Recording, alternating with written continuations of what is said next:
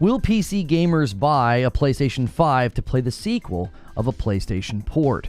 Well, that has become the million-dollar question after Herman Hulst, the new co-CEO, indicated that the strategy PlayStation has for their big tentpole first-party narrative-driven games is to get them on PC so that maybe PC gamers come into the PlayStation ecosystem in order to play a sequel. While many waited with bated breath to see if PlayStation would move forward or announce that they were moving day and date with their big first-party games, a strategy conversation emerged that many predicted is going to fall flat. Now, in my latest video, I looked at all of the data that leads me to believe that there are people that would consider doing this. There are already people who have.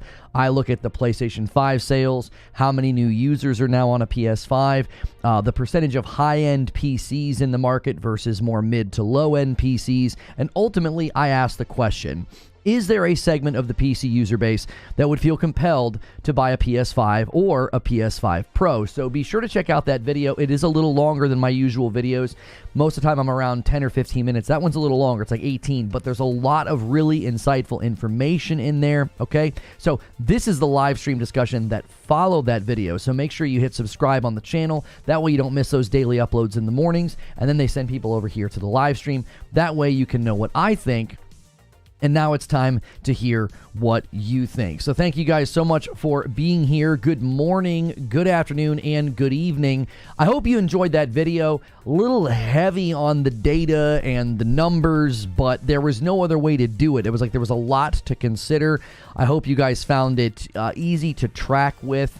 It was difficult, honestly, to get the charts on the Steam website to like cooperate, so I had to kind of lean on Tom's Hardware, I had to lean on Nib, and then I did my own calculations. So I think we landed though in a good spot where it was more about, instead of like putting out a hard number of like this is the exact number of people who have a PC stronger than a PS5, we went with sort of more of a basic estimate of like it's somewhere in like the 30 range, probably 30% range.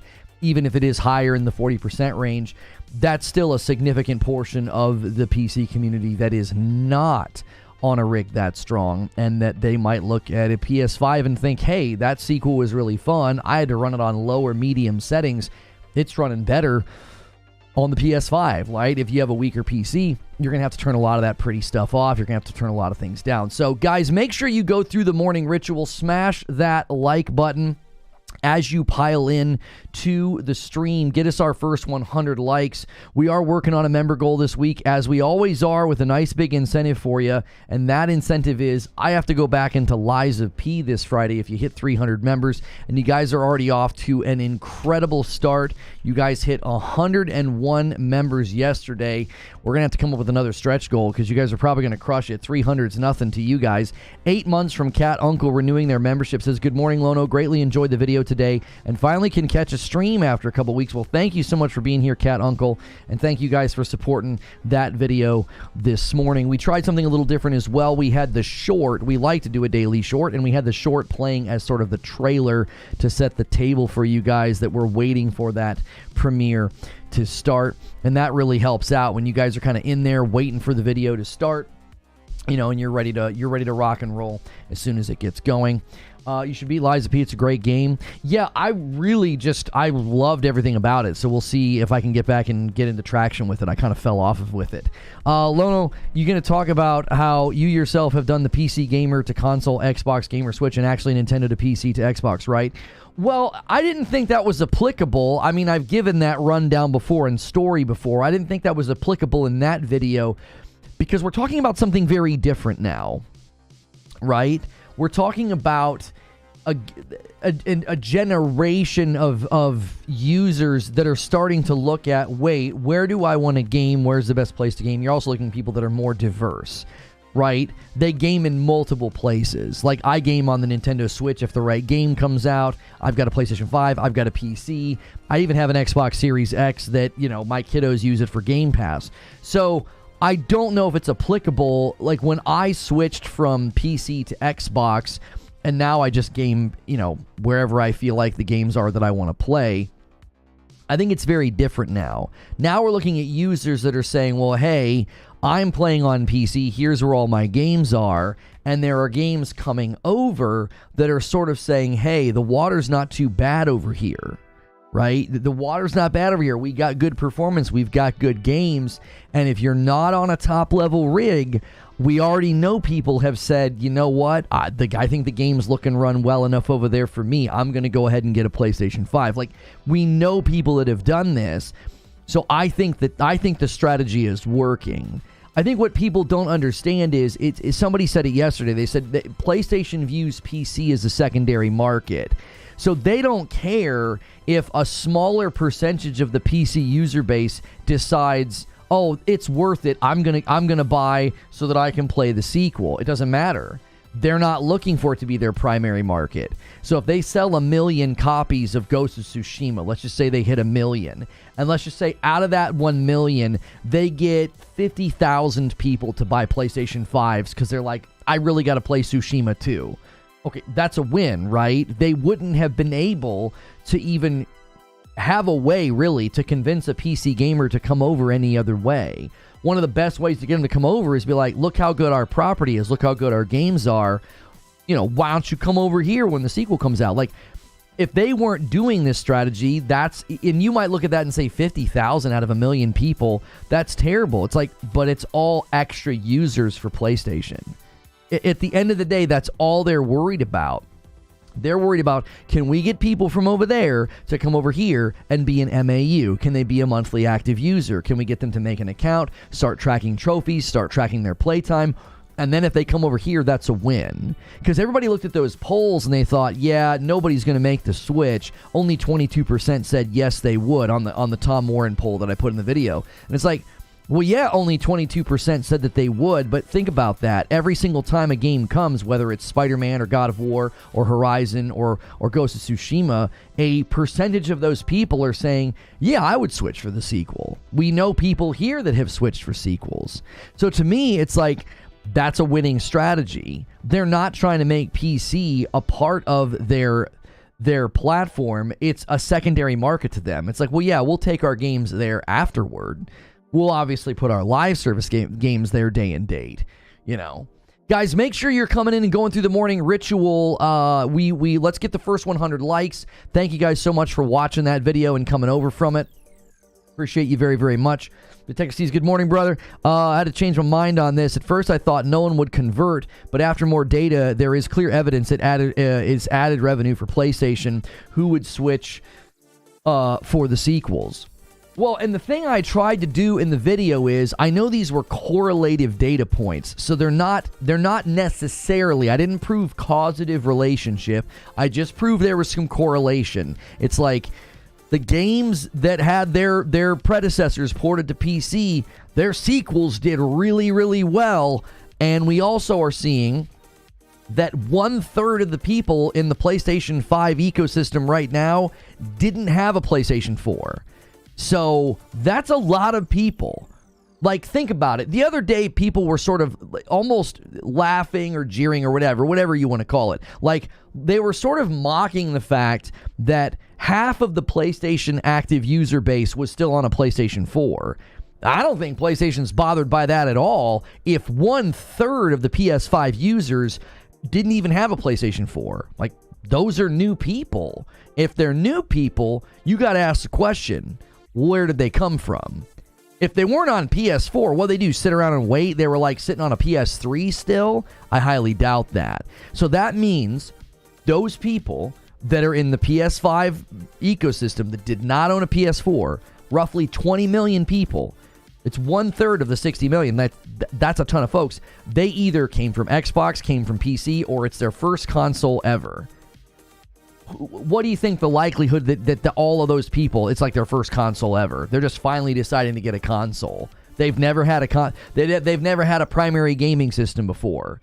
They've never had a primary gaming system. They didn't have an Xbox, a Nintendo, or a PC. They just dropped out of the sky, and they were like, yep, it's time to get into consoles. Like, I'm sure there are people in that number that it's like it's just their first time ever. But in general, I think a lot of those people came from somewhere. They came from either, and they're not necessarily switching, They could just be adding. They could be saying, listen, I got my PC, I'm going to add a PS5. I've got my Xbox, I'm going to add a PS5. It doesn't mean that they're necessarily like converting over, but somebody's buying PS5s, turning them on, creating an account, and they never had a PlayStation 4 before. True SSJ Havoc says, I am one of them. I gave numbers a while ago comparing the Steam survey to the RX 6700, which is the PS5 equivalent, and I gave a rough number of users on an older live stream. Where did your numbers fall, True SSJ Havoc? Nib was like, about 25% of the PC user base has a PC with a graphics card stronger than the PS5. I just did a rough estimate of like, okay, what are all the 30 series cards and 40 series cards adding up to? Now, not all of those 30 series cards, I don't think all of them are stronger than a PS5. So mine was just like a rough estimate of like, in general, if you're on a 30 or a 40 series card, your rig is probably like equal to or stronger than a PS5. So those people would be the least likely to switch over, right? They might switch over, but they'd be the least likely. I landed on like, 40% have either a 30 or a 40 series card, and I would say the majority of those rigs are going to be stronger to or equal to the PS5, meaning they're not the ones we need to think about. I don't even think they're the target. If you're in that hemisphere of 30 to 40 series card, you're too plugged in. You're like, I'm good, I'll wait. Everybody below that is probably less committed, less invested in their system, in their rig. They're not necessarily getting the best performance. They're getting mid to low performance on games. They might not even have a rig strong enough to play some of these PlayStation games, if we're honest. A good portion of the people in the mix, they're not even buying these games because they couldn't run them. A lot of the people in the database, when you run the reports, like they're on a rig that can run like Among Us and like little indie titles, but not like God of War Ragnarok or Horizon. Eugene says, I think it's tangentially applicable because there's this idea out there that PC players would never switch to console for anything, and you're a living example. I'm a living example. Others here are too. Yeah, you literally have consumers in the market saying, I switched. I like playing over here more now. Derek says, you're forgetting at least one key demographic. People legit getting their first console, kid's 13th birthday, 17-year-old's first paycheck, a young family's first, not Nintendo. Okay, that's fair, Derek. What I'm saying is, do you think all of those people, it's their first console? 1/4 of the people on PS5 right now did not have a PS4. You think all of those people, it's their first time console? I don't think so. I don't. I think a lot of these people are coming from either Xbox or PC. I'm serious. I don't think they're necessarily converting, but I think they're like, I don't know, dude. I've been playing a lot of video games. Those video games look pretty fun. I think I'm going to get that. I want to play that Spider-Man. I want to play that God of War. I mean, you got to think about how many of these games have been nominated for awards, have been out here getting all this praise. It's games move systems. We've been saying this for a while. Nintendo's doing great. Why? Games move systems, dude. We know this. I agree that some of them are surely PC gamers. Surely it's a big how many question. Here's why I don't know if we need to know how many, Derek. I think it's safe to presume and assume that a percentage of the 20 million that bought a PS5 and didn't have a PS4, I believe it's safe to presume that a percentage of the 20 million are PC users. And because of that, I think it proves the strategy is sound. The polls on Twitter proved a willingness to do it. There was a willingness to do it. It's like, listen, I would do it. I would buy a PlayStation 5, and you got to consider that the PlayStation 5 Pro is going to enter the picture as well. If you're seeing a game like Ghost of Tsushima on a PS5 Pro and they're like, oh yeah, it's going to have a 4K 60 mode, and you're sitting on a rig with like a 1600 series card, you know what I'm saying? Or you're on a lower end of the 20 series or something, and you're like, 4K 60? You're like, good gracious, I had to run that game at 1080 and I had to turn all the settings down when I played the first Ghost of Tsushima on PC. You're telling me for $600 I can get the sequel at 4K 60? Like, that's going to be compelling. God of War Ragnarok alone was compelling. We've got plenty of people here that said, you know what? God of War 2018 was pretty hot on my PC. I got to play that sequel. and $500 is not a big enough barrier to keep me away. I'm in. I'm buying a PlayStation 5. Because I think the other thing that people forget here is that if you bought a gaming rig X number of years ago, right, and now it's a little bit out of date, now it's a little bit weaker, you know, maybe you didn't buy even top of the line at the time. So if you don't even buy top of the line at the time that you buy a PC, it's more quickly outdated. It's more rapid. If you buy top of the line a year later, you're not the top dog anymore. If you buy like a mid-level PC a year or two later, you've already slipped, right? So if they're sitting there thinking, man, I spent $1,000 on this PC a couple years ago, do you think that's the kind of person that's going to be like, oh, I don't know, $500 is too rich for my blood? Well, that's an invested gamer. And if they see a game they want, they're like, $500, that's nothing. You know, PlayStation and gamers in general, I don't know if it was PlayStation, some of those gaming reports showing that like the average household income that pays into gaming is like $100,000. So like most of the people paying into the gaming ecosystem are six-figure homes. Those are people that are like, oh yeah, we can buy another console for $500. That's not a barrier to them. It's not like, oh, I can't afford that. They're already investing in gaming at that point if they're even considering it. I don't think 4K matters to most PC players because most people don't have a 4K monitor. You're presuming though that the average consumer thinks like that. The average consumer is going to see 4K 60 and they're going to salivate and they're going to say, that sounds amazing. They're not going to say, oh, well, is my TV compatible? Is my monitor compatible? They're going to be like, 4K. 4K is a buzzword, right? 4K 60. Oh, that sounds awesome. Again, you have to stop thinking like a more in tune, educated gamer. The average person on a mid-level to low-level PC is going to be like, all they're going to know is that thing can outperform what I have. Like, you're not really even engaging with the argument, Milton. If you're on a mid to low end rig and you had to run these games at like 1080 and you had to turn, texture and lighting down, and then you see a PlayStation 5 Pro bragging about the sequel to Tsushima, and they're like, it's going to run at 4K 60, you're going to say, wait, what? And it's only $600? You're looking at your rig and you're thinking, if I upgrade my rig or if I buy another pre-built, I'm going to spend more than that. I'm telling you, there are people that did that for Ragnarok, and Ragnarok ran amazingly and it looked beautiful on PlayStation 5, but even that game wasn't going to be able to push what they're likely going to be able to push with games on the Pro. What the Pro's targeting, I think, is going to make a compelling offer to people on mid to low end PCs.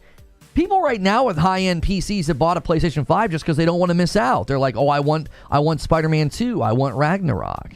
I mean, we even know people in our community that have really good PCs, and they're like, yeah, I didn't think it was worth waiting. I thought that the game looked, Killahawk with a $2 super chat tip says, most PC gamers aren't Master Race. They need PS5. Well, I mean, I don't know about need. I'm thinking that they'll want one. I think a percentage will say, yeah, I'll play that. Joker Quinn, this has got to be one of the longest times we've gone without a Han shot first. Almost 20 minutes into the stream. Well, I guess when I used to do the monologues, that's not true. But Joker Quinn takes the first shot, the first gifted member. Thank you so much for doing that. 2560 by 1080 is with 100 FPS is better than 4K 60. I mean, you might think that, but again, listen to what I'm saying. Engage with what I'm saying. Don't just tell me what you think. Like, well, I think this is better than 4K 60. I need you to imagine somebody who played Ghost of Tsushima and they had to turn the settings down to medium and they had to turn the resolution down to 1080. I want you to picture that person seeing the sequel to Tsushima advertised at like 4K 60 on the Pro or 1440 60 with ray tracing. And they're like, I didn't get any of that. I had to turn everything off. I had to turn everything down. My rig is a low-level rig. If they're on a lower 20 series card or a 1600 series card, they're on a system that just can't do all those pretty things. I mean, for goodness sakes, I'm on a 2080 Ti, and I got Horizon Forbidden West. I basically set it to run, and it looked pretty much identical to my PS5. I got a stable 60. I ran it at 1440. And I think I might have turned something down. I don't know what I did. I didn't tweak that much. It's a really well optimized port. They did an amazing job with it. But it was like I basically got it to match my PlayStation 5 performance that I had experienced. And if somebody's like, well, it was a little bit better, or if it was a little bit, okay, that's fine. I didn't notice. I didn't notice. I looked at it and said, yeah, this looks about as good as my PS5. Anybody beneath that performance is going to say, oh, well, they're getting next gen level performance for a fraction of what it would cost me to buy a new PC or to upgrade my rig. Like, the question is not, will tons and tons and will the majority of the PC user base, will they come over and buy a PlayStation 5? No. That's not the question. The question is, what percentage of every single user that buys a PlayStation port will think about, I might get the console for the sequel. I might get the console for GTA 6. What percentage of the PC user base do you think is as loyal as some of the hardcore fans that are talking here, or maybe some of the hardcore PC fans on Twitter? You think everybody in Steam? What was the number that I put in the video? What's the number of users again? It's like 130. Hang on. I got to go to my where's my assets room? Where'd it go? What's the the concurrent player count was 36 million. What was the user count? Like 130 million or something like that? They have like 130 million users. You think all those people are just never ever, they're like, no way, we're never budging. I love my 1600 series card where I have to turn everything down. Like, Alexander Smith with 20 months of membership says, being able to boot up and get great visuals and performance is one of the best feelings. Bring me the PS5 Pro. Maybe 10% at best, possibly even less. That's a lot of freaking people. That's a lot of people. I mean, right now, Severin, right now, 1/3 of the people who own a PlayStation 5 didn't have the PS4. They came from somewhere. Those people came from somewhere, right? That's 20 million people. Now, if you want to say, oh, a lot of those are brand new console owners, okay, I'll give you half. You can have half for that claim. Half of that 20 million, it's their first ever console purchase. Cool. Where do these other 10 million people come from? Where do they come from? Did they all come from Xbox? I think a portion of them did, yes. Did they all come from PC? I think a portion of them have a PC, and they also bought a PlayStation 5. I do. I don't think they necessarily converted, but I think a portion of them did. I think we've got data points that point to that being a possibility. The fact that, I'm going to read Eugene's comment in a moment. The fact that the sequels to God of War and Spider-Man and Horizon all did incredibly well when they came out. Those just happened to be games where their predecessors launched on PC. You don't think that helped at all? I mean, come on. That's a correlating data point, that there's a potential reality that we had an influx of people from PC who came over just to buy Ragnarok because God of War 2018 was such a hit on PC. I'm not saying it's causative. I'm just saying that's correlative data point. I mean, you could make the theory that, oh man, a lot of those people came over. We're seeing increase in the sales of sequels that had their predecessors ported to PC, and we have another data point that says 1/3 of the people on PS5 didn't have a PS4. Eugene says, it doesn't have to be that many. The average PS5 user has spent $730, not including the console. One conversion is worth like 15 game sales on PC. Right. Yeah, there was a chart that we didn't put in the video. I didn't want to put too many charts and too much data. It was already a pretty data-heavy video. It already was. But there was a chart that showed the average user spend has gone up from PS4 to PS5. So if they can just get one person from PC to convert, it's worth a lot. That user's generating a lot of money for PlayStation on average, each individual user. Joker Quinn with a $10 super chat tip says the standard PS5 gives us 1440 60 or 4K 60 depending on the game. What else can the Pro offer besides ray tracing that will make it worth the PC guys to move over? Well, Joker Quinn, to be fair, most of the first-party games are not giving you 4K 60. That is not true. They're giving you 1440 60 or 4K 30 with ray tracing. What the PlayStation 5 Pro is targeting is that 4K ray tracing mode. You're not going to sacrifice your frames to get it. They're going to give you 60 FPS. So you're going to be able to run the top quality modes and not do what everybody does traditionally right now is they're debating between give me all the pretty things, but then I lose my frames and it's 30, or turn off some of the pretty things and turn down the resolution so that I can get 60 FPS. Like, do you see what I'm saying? Like, that to me, that's a huge win. And you got to remember, it's a luxury market. There are people that'll be willing to buy that just because it's the best. They don't even care about the hard numbers. They don't. But what they're promising with the upscaling is, I think, pretty compelling. I'm like, oh, all that cool stuff, all that 4K, all that ray tracing, I don't have to turn that off anymore? I'll be able to run a 4K ray tracing mode and maintain 60? Yo, sign me up. Stone Spire gifts a member and takes it to 2 on the day. As we inch closer to 25, every 25 members, I give 5. If you guys can hit 300 total members before, for the week, before Friday, I got to boot up Liza P again on a Friday.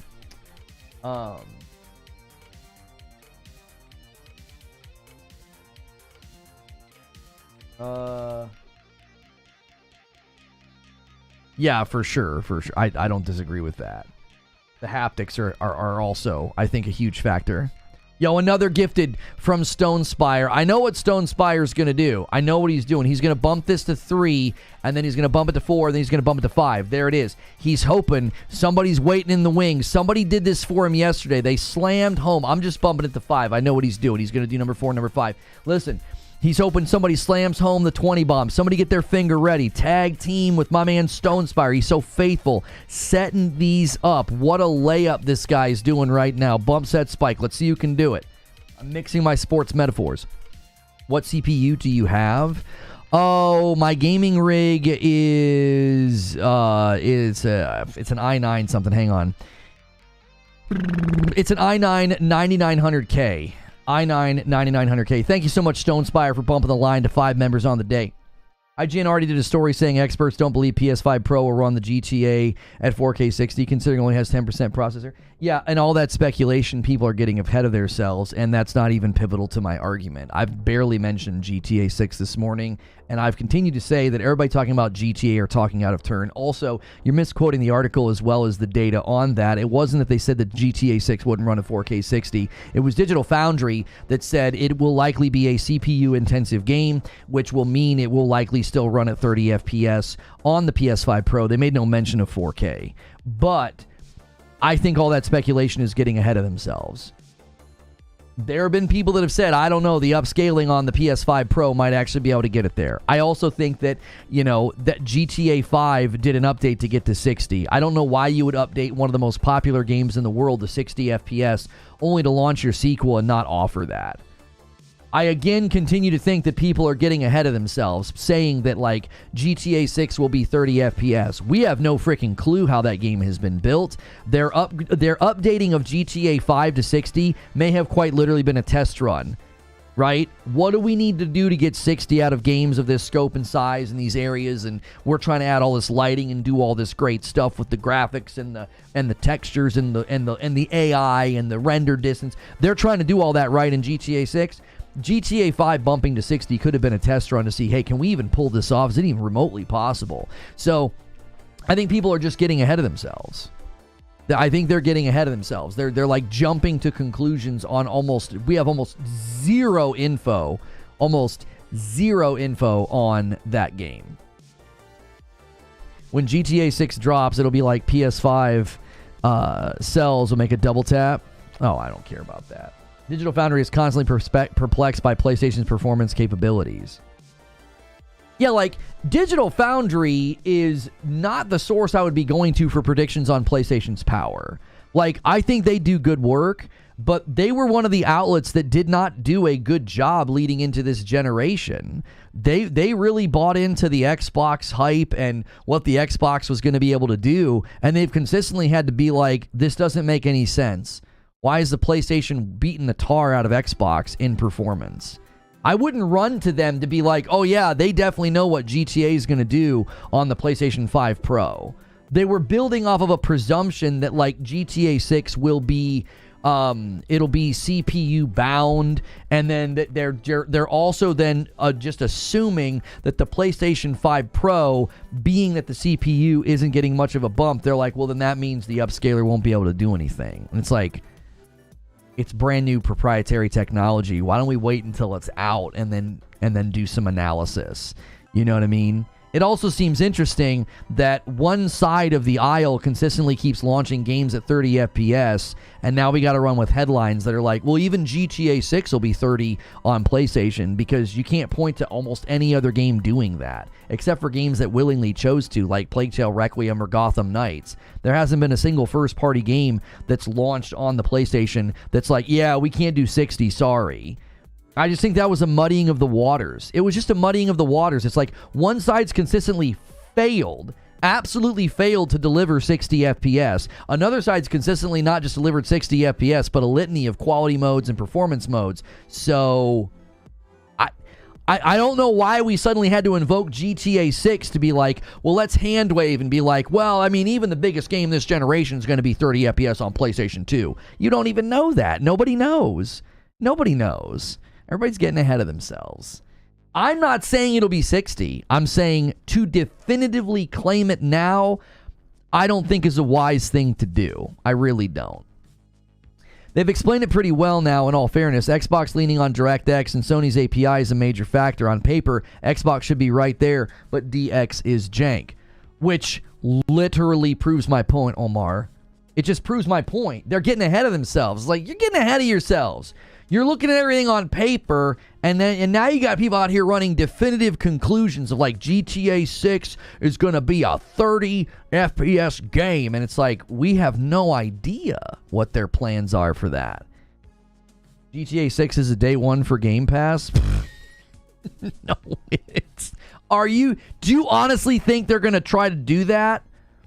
I don't think so, dude. No. Number one, I don't think they could write a check big enough for Rockstar. Rockstar would be like, no, we're okay, bro. Secondly, I don't even know if that's Xbox's plan anymore, to write a monster-sized check to put a game like that on Game Pass. They'll probably happily take the percentage of sales from that, dude. That's going to be the number one selling game next year. Putting it day one on Game Pass would be, oh my golly, that'd be a terrible choice. I don't think that happens. If that happens, I'll have to find an edible hat so I can eat a hat on stream, because that seems insane to me. I don't think so. I'm not saying you're wrong. I was saying, in fairness to them, they did explain it down the line. Oh, no, Omar, that's exactly what I'm speaking to, though. That's exactly what I'm speaking to. Sure, they've been like, well, this is why PlayStation's been able to do this. This is why PlayStation's been able to get this level of performance. And that's why I'm saying, to look at GTA 6 and to make like they've not made definitive statements. They were just like, well, if it's still CPU bound, I don't know the exact quote. If it's still CPU bound, it's likely going to be it's likely going to be 30 FPS on the PS5 Pro or whatever. However they phrased it. And then everybody comes out and starts running like definitive headlines of like, yeah, GTA 6 is going to be 30 FPS on the PS5 Pro. Like, everybody was salivating to be like, oh, PlayStation's going to get a 30 FPS game. It's like, yeah, finally. You know, you're 5 years into the gen, you'll finally be able to say that PlayStation struggled to get 60, as one side hasn't really consistently done it yet at all. Like, that's what that felt like to me. It really felt like everyone was like really hungry to be able to put PlayStation 5 Pro and 30 FPS in a headline because, you know, it's like every game coming from Xbox is struggling with that in particular. And they're like, well, they updated Starfield, which means everything they told you initially about Starfield was bogus, right? So should we talk about that? You see what I'm saying? Like, there's no reason to buy into the speculation right now about any of this. It's so premature. Thank you, Joker Quinn, for bumping the line to 6 members on the day. Guys, do me a favor. We've been streaming for about a half an hour. Smash that like button, get us to 200 likes. And make sure and go back to that video. If you haven't watched my video this morning, it's off to a slower start. There's a couple of reasons for that. It's a longer video. It's Destiny Day. And so if you have not watched that video yet, go give that some love. We did a lot of research. We put a lot of data in there for you to look at the probability or the likelihood of even a percentage of the PC audience considering buying a console or buying a PlayStation 5. I wouldn't call upscaling graphical wizardry. That's been happening for over a decade now. I don't know who called it that. I don't know who called it graphical wizardry. I didn't call it that. I think that right now nobody exactly understands what it's going to be able to do. All we know is what they're targeting. And what they're targeting, to me, says, okay, I think that's going to be a compelling offer to mid and low-end PC users because it's going to be significantly higher than what their rig can do. If you are on a mid-level down to the low level of PC power, you don't think 4K 60. You don't think, 1440 60 ray tracing. Come on. That, people will say, "What? Oh, okay. That's a pretty good bump from what I have now." Yo, John Lepkowski, I love seeing somebody with the white badge gifting members. That's amazing. A brand new member gifting members and paying it forward. Somebody was trying to tell me about my... So, Lono, is your PC the GPU? Is the GPU the bottleneck? Why wouldn't someone with that rig just upgrade their GPU? Oh, no, that's a fair question. No, that's a total fair question. There are people in my hemisphere... Do you know what they would have to do to upgrade their GPU? If they go too high, Abe renews his membership 38 months in a VIP, and Alex comes in with the first 5 bomb of the day and gets us halfway to 25 and takes us to 12. Thank you so much. You're the man, Alex. There are certainly people that would do that, Fallout. They would say, yeah, I'm just going to upgrade my GPU. But you have to understand something. Right now, if all I wanted to do was upgrade my GPU, I'd have to upgrade other parts probably. If I went all the way up to like a 40 series, more than likely, I might have to consider different case shape. I don't know about my power supply. I'd have to look into that. I'd have to look into, would that make my CPU a huge bottleneck now? So would I have to upgrade that? Would that require a different motherboard? I don't know. I'd have to look into all of that. It's not as simple as me just going and saying, give me a new graphics card, click, click, and then it comes and I'm like, yay, and I just slap it in. It's not that simplistic.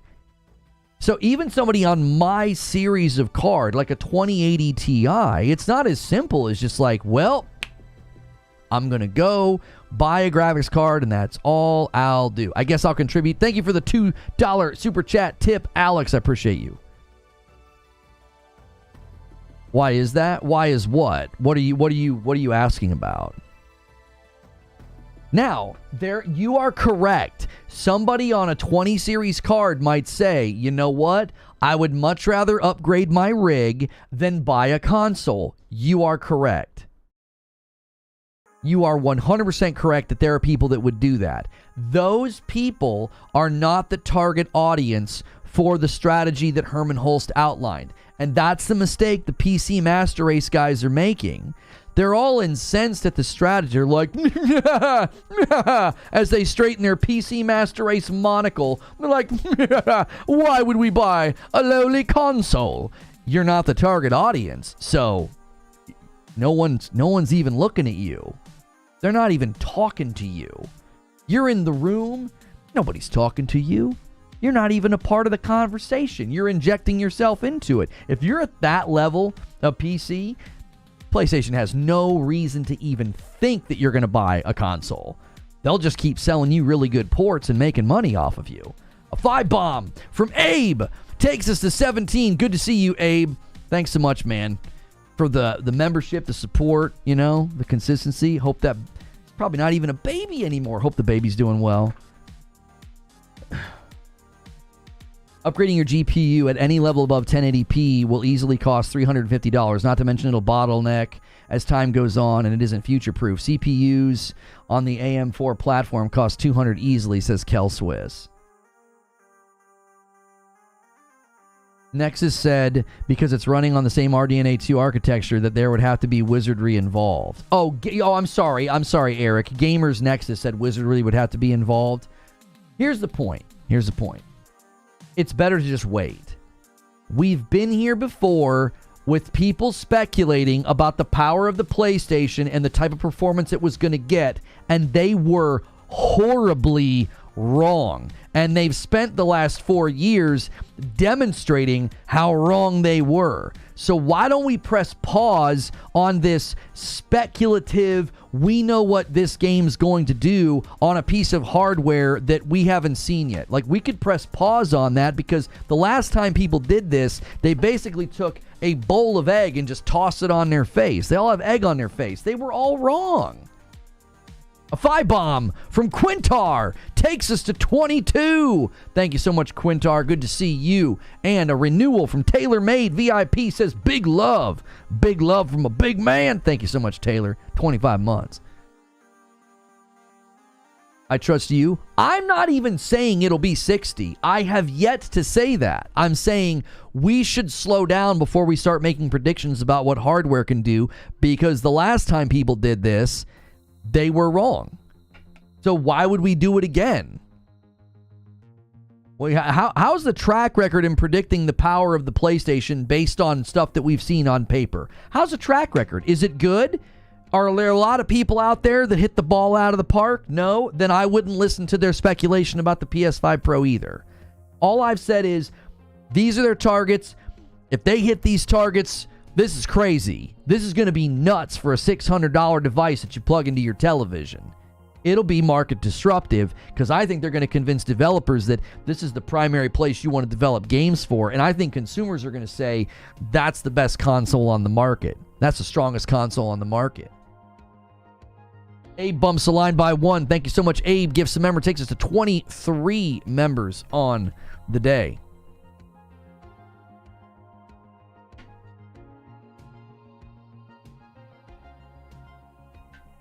And another one from Abe takes us to 24. Slow walking this to 25. Abe's going to try to take the glory for himself. Savage Shark Bite updates to VIP. Thank you.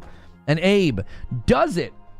And he takes us all the way to 25. I now owe you guys 5 members. You guys are well on your way. The weekly goal is not as high as last week. It's lower. We always start the month a little slower. 300 members is lightweight work for you guys. You already have 126 members on the week. I remember NeoGAF being flooded with vitriol about PS5 being underpowered prior to launch. My, how the tables have turned. That's exactly what I'm talking about. Like, I wouldn't buy into any of that. I wouldn't. I would just wait. Now, if they end up being right, that's fine. They had no hard data to come to those conclusions. They were just speculating. And Alex is the agent of chaos as he pushes us past 25 to 26. Thank you so much. Not to stand on that, 25. Thank you very much. You aren't trying to convince the PC guy to connect a PlayStation to his 1440, 240 hertz monitor. You're trying to convince him to connect it to his TV, says Zubair.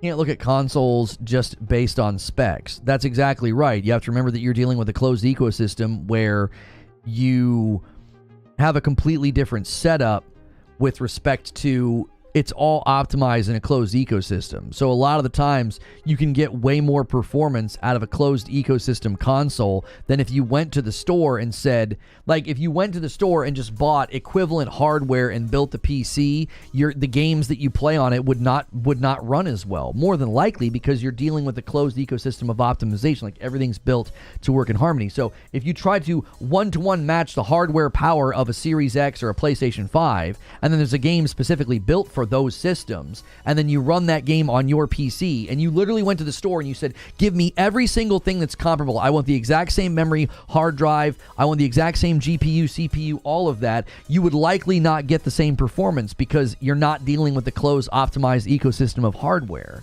That's why everybody's like just looking at the raw data on paper and they're just jumping to conclusions. And it's like, I would slow down with that. I really would.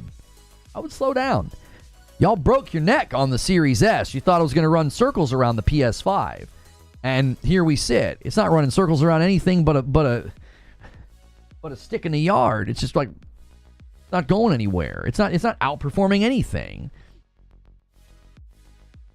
They have to be willing to go from gaming at their desk and chair to sitting on their bed or couch, and maybe even moving their desk around to suit gaming on it. And people are pretty lazy. Yeah, but again, I think saying that somebody, what you're saying actually works in my favor. If somebody has a mid to low level PC right now, and they can buy a console, and all they need to do is plug it in to the wall and the TV, and that's the end of the matter. If they've got good Wi-Fi, they'll just connect to Wi-Fi. They don't have to run an Ethernet cable, none of that. Like, what you're saying is in my favor. The laziness of the consumer makes the console a compelling offer. I played Tsushima, and my rig's older. It's kind of weak. I had to turn settings down. It ran okay. And they're saying Ghost of Tsushima 2. And they're saying it's going to run at 4K 60 on the PlayStation 5 Pro, and it's only $600. Like, the consumer's going to say, oh, I'm just buy that and plug it in my TV. Like, how many people now are upgrading their televisions? It's super cheap to upgrade your television. Tel Swiss says, view my previous message. I just upgraded from a 2060 to a 7900 GRE. The GPU was $500. Motherboard RAM combo was $450. Case was $100. Don't forget memory, case fan, sales tax. Easily $1,300. That's 3 times the price of the PS5. Well, and that's roughly double the cost of the PlayStation 5 Pro. We're assuming the PlayStation 5 Pro is going to be around $600. You basically spent double. And you got a good deal. Like, you didn't spend that much in the realm of like, oh, I'm going to upgrade my entire rig and I'm really going to take things up a notch. You did a good job. I mean, that's a pretty good amount of money. Like, for $1,300, okay. Nice work. That's still twice as much. Not everyone lives and can just game the same way in their living room. A lot of factors can get in the way. Right, but here's the problem with what you're saying, Solemn. You're not engaging with the crux of my argument. The crux of my argument is can we prove that there's a percentage of the PC user base that would be willing to buy a PlayStation 5 or a Pro? Can we prove that? I believe my video proves that, yes, there is a percentage of the PC marketplace that would have no problem doing this. There are tons of people on the low end of performance in that ecosystem. You got 130 plus million users, and roughly 60 to 70% of them are not on really high-end rigs. That's a ton of people. Even if you just cut the user base in half, if you just say half of the PC user base are on lower end rigs that might consider buying a console, that's like 60 million people. And to argue that, like, well, their living room might not be set up for it. Well, that is so superfluous to the discussion. You're talking about millions of people. It's an enormous user base, and a ton of them are like, if they play Tsushima, Horizon, or God of War, they are not playing them at top level performance. They're turning things down. They're lowering resolution. They're not getting consistent frames per second. They're turning textures, lighting, all that stuff's getting turned down. There's a percentage, and what that percentage specifically matters to is if this is even a conversation worth having. If you don't like the conversation, then don't join it. If it's not a conversation worth having, you don't have to type a single thing. You can sit and listen. To insinuate that the conversation is not worth having because you made a point that doesn't land on the conversation, that's on you. That's not on me. If we can definitively prove that there's a percentage of the PC user base that has at some level a likelihood to see a console like the PlayStation 5 as worthy of purchase because they played a game and now a sequel's coming, if we can prove that, then there's no reason to like mock, jeer, and question whether or not PlayStation's strategy is a sound strategy. That's what's on trial. Herman Hulst says what he says, and everyone's like, this is the dumbest thing I've ever heard. PC users are not going to go buy a PlayStation when they have their $5,000 PC at home. We're putting the strategy on trial, and we're asking the question, is there any soundness to this strategy? And when you look at the numbers, it's like Maybe the people that were just quick to jump to conclusions that like people with $5,000 PCs would never buy a PlayStation 5, maybe they're not really considering the bigger picture here. Maybe they're not considering the bigger picture. The bigger picture is a third of the people who own a PS5 didn't own a PS4. Where did those people come from? And in the wake of that shift and change, we see sequels to games that had their predecessors ported to PC selling better than ever, like Ragnarok. That's just a coincidence. Those are just completely coincidental correlating data points. All those people bought their first console or came from Xbox. None of them came from PC. Okay, I mean, I would happen to say I think a portion of those people came from PC. If it's 3%, that's great for PlayStation. If it's not, some phenomenon among PC gamers and gaming, that's a huge conversation. They already get some more percentage of those people every year. I'm not sure what you're saying, Solemn. Why do people keep questioning the company that 30 years ago entered the console space that was dominated by Nintendo and Sega and is now the dominant high-end console? Subear says, I'm tired of people who don't have $5,000 PCs talking to people that have $5,000 PCs. That's like me complaining about how Ferrari owners get treated. I've never even smelled one.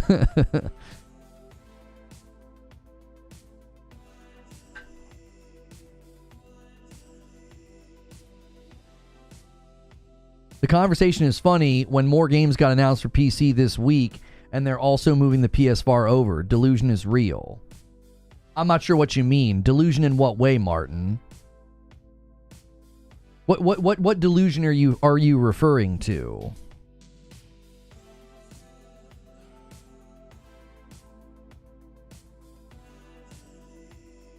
I have a PS5 and a mid-level PC, and I honestly love playing on the console more. It's much more easier for me to just press the button and play. Yeah, all you need is a percentage of the PC user base willing to do this, and Sony benefits. PC is a secondary market to PlayStation. It's not their primary market. And you remember that scene in There Will Be Blood? If I have a milkshake and you have a milkshake, drainage, drainage, my boy. Drainage. You're getting people to come over. It's not even about like a competition about like, well, can PlayStation get more users than PC? It's like, we're only coming over here because we want a percentage of you to trickle over to our platform. If it's 1% or 2% of the entire user base, we'll take it. We will take it. A couple of million people buying our console that ordinarily wouldn't have, that's a win. That's a win. Why would you think that like that's not a win for PlayStation? You have to argue that the percentage is like a 0 for this strategy to not work. When you have 130 million people on Steam, all you need is single-digit percentage points of adoption, and you've made very good money. You've made very good return. Let's say it is just 1%. That's a couple million people. That's like between 1 and 2 million people that were like, well, that game was good. I'm going to go buy a PlayStation. And with a third of the PlayStation 5 owners not even previously owning a PS4, I would hazard a guess it's a greater percentage point than that. More people have come from PC than just 1%.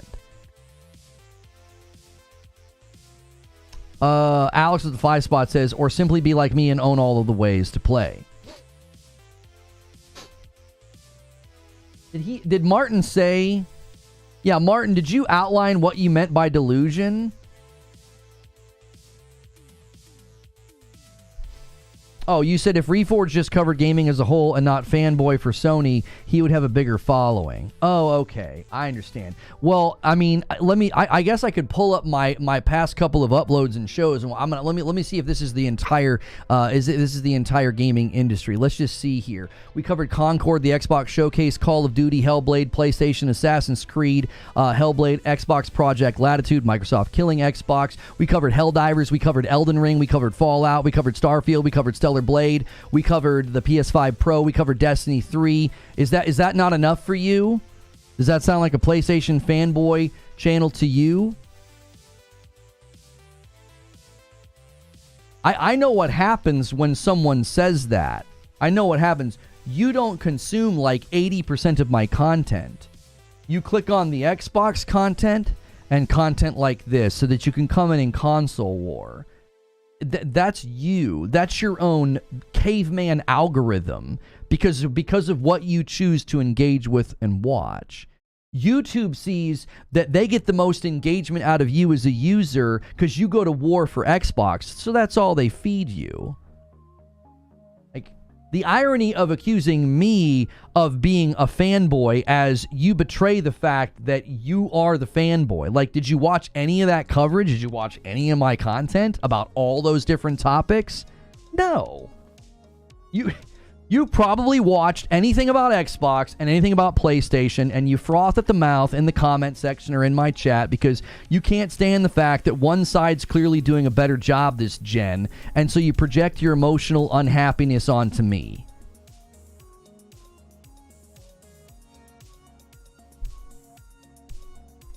Eugene says, they very clearly have data that this strategy is better for them than day and date. That's what this comes down to. People wanting ports faster, i.e. port begging. Well, that's the other thing people have to consider. You have to consider the fact that when Herman Hulst says this, right? He's talking to the people that have a vested interest in PlayStation maximizing profit.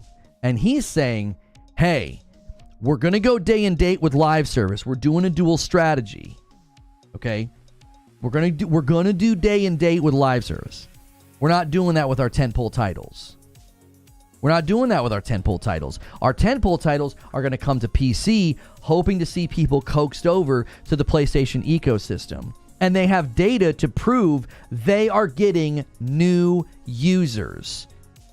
They have data to prove. In one of their latest reports, they showed that 1/3 of people who have purchased and now are an active user on PS5, they did not have a PlayStation 4. So, do you think you know more than the platform that's leading the industry, having their best generation yet? Oh, and by the way, their current console, 30% of their users are new. You think you know better than them. You do.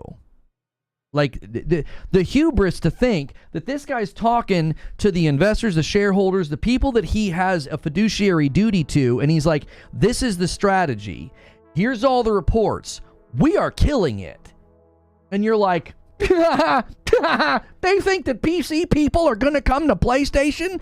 There's like 130 million people. And you think all of them are just going to stay put like you? Most of the people ranting and raving about this on Twitter, they prove the opposite. They have all the platforms. They don't even know what it's like to be like PC only, and yet they're speaking for this alleged mass of people that are just PC only. They'll never switch. They'll never switch. Sony's never wrong. I never said Sony's never wrong. The logic is simple. If there was a greater route to profit by bringing their big tentpole titles to PC day and date, they would do it. That's why I said it wouldn't shock me at all if we see more day and date games by the time we get to the PlayStation 6. Because by the time we get to the PlayStation 6, they'll have this established base of people on the PS5 who are now beholden to that ecosystem. They have their library there. You're not threatening your console sales by doing more day and date. I was like, yeah, they'll probably do more day and date by the time we get to the PlayStation 6 because their primary goal is to generate more profit. And if they can argue that it'll make them more profit, they'll do it.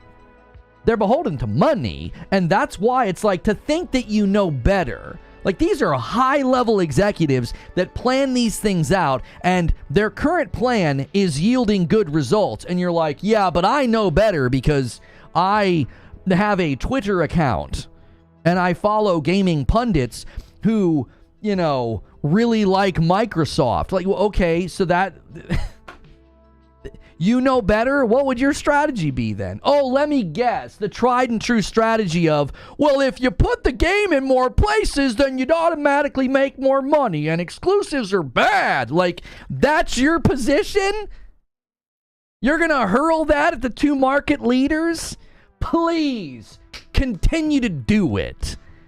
Continue to drive false narratives. It makes it easier on the rest of us that are beholden to truth and facts and not predetermined ideologies and narratives. You make it easier.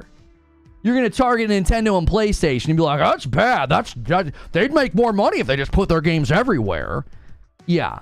Increase cost of bandwidth, expand their teams. The time to product coming to market takes longer, shrinking their margins. But yes, the simplistic Neanderthalic logic of like, well, if you put your games everywhere, you'd make more money. Please just keep touting that. It's beautiful. It's beautifully inaccurate. I've been ripped for pushing against that. I'm like, you honestly think that just because you make the game for more platforms that you make more money? That's not true. Because that's people's business understanding of this. Is, well, if you just make the games and put them in more places, you would make more money. PlayStation is stupid, and they're going to have to switch. And they walk out and they're like, what are you talking about? We're killing it. What do you mean? And Nintendo's in the same seat. They're like, we're killing it. What are you talking about? I got to thank some people. Stone Spire gifts 1, 2, 3, 4. The man taking us to 30 members. He says, come on, boys. Where's that 20 bomb dunker to 50? He's tempting somebody. Henry 3K says, how are you, Lono? I'm surprised we only are halfway through this gen and PlayStation has come home with $9 billion in profit already. Already more than last gen. Kirahi says, you're amazing. Thank you for the 2-spot, Kirahi. Eugene says, some of the same people that complain about data collection and harvesting also ask stupid questions like, why would a company do this? Because they have the data supporting it, dummy. Right, like, that's the point, is it's like, to me, it's not that Sony can do no wrong and Sony's always right. We've had to listen to this nonsense all last year and for the first 5 months of this year that exclusives are bad, industry's in trouble, industry will have to change, and PlayStation walks out and puts it on the table. Sometimes you gotta put it on the table. And they put it on the table and the room got dark. They're like, what are you talking about? No, we're not going date and date on PC. And no, we're not in trouble. We're having the best generation we've ever had. And we think we can continue to grow. We can continue to grow our user base. And we're going to continue to take tentpole, narrative-driven AAA titles, put them on PC. The sequels will potentially, we hope, coax people to our platform. Not saying that Sony's right, saying that Sony's making an informed decision. See the clip I posted in Discord yesterday? No, Trill.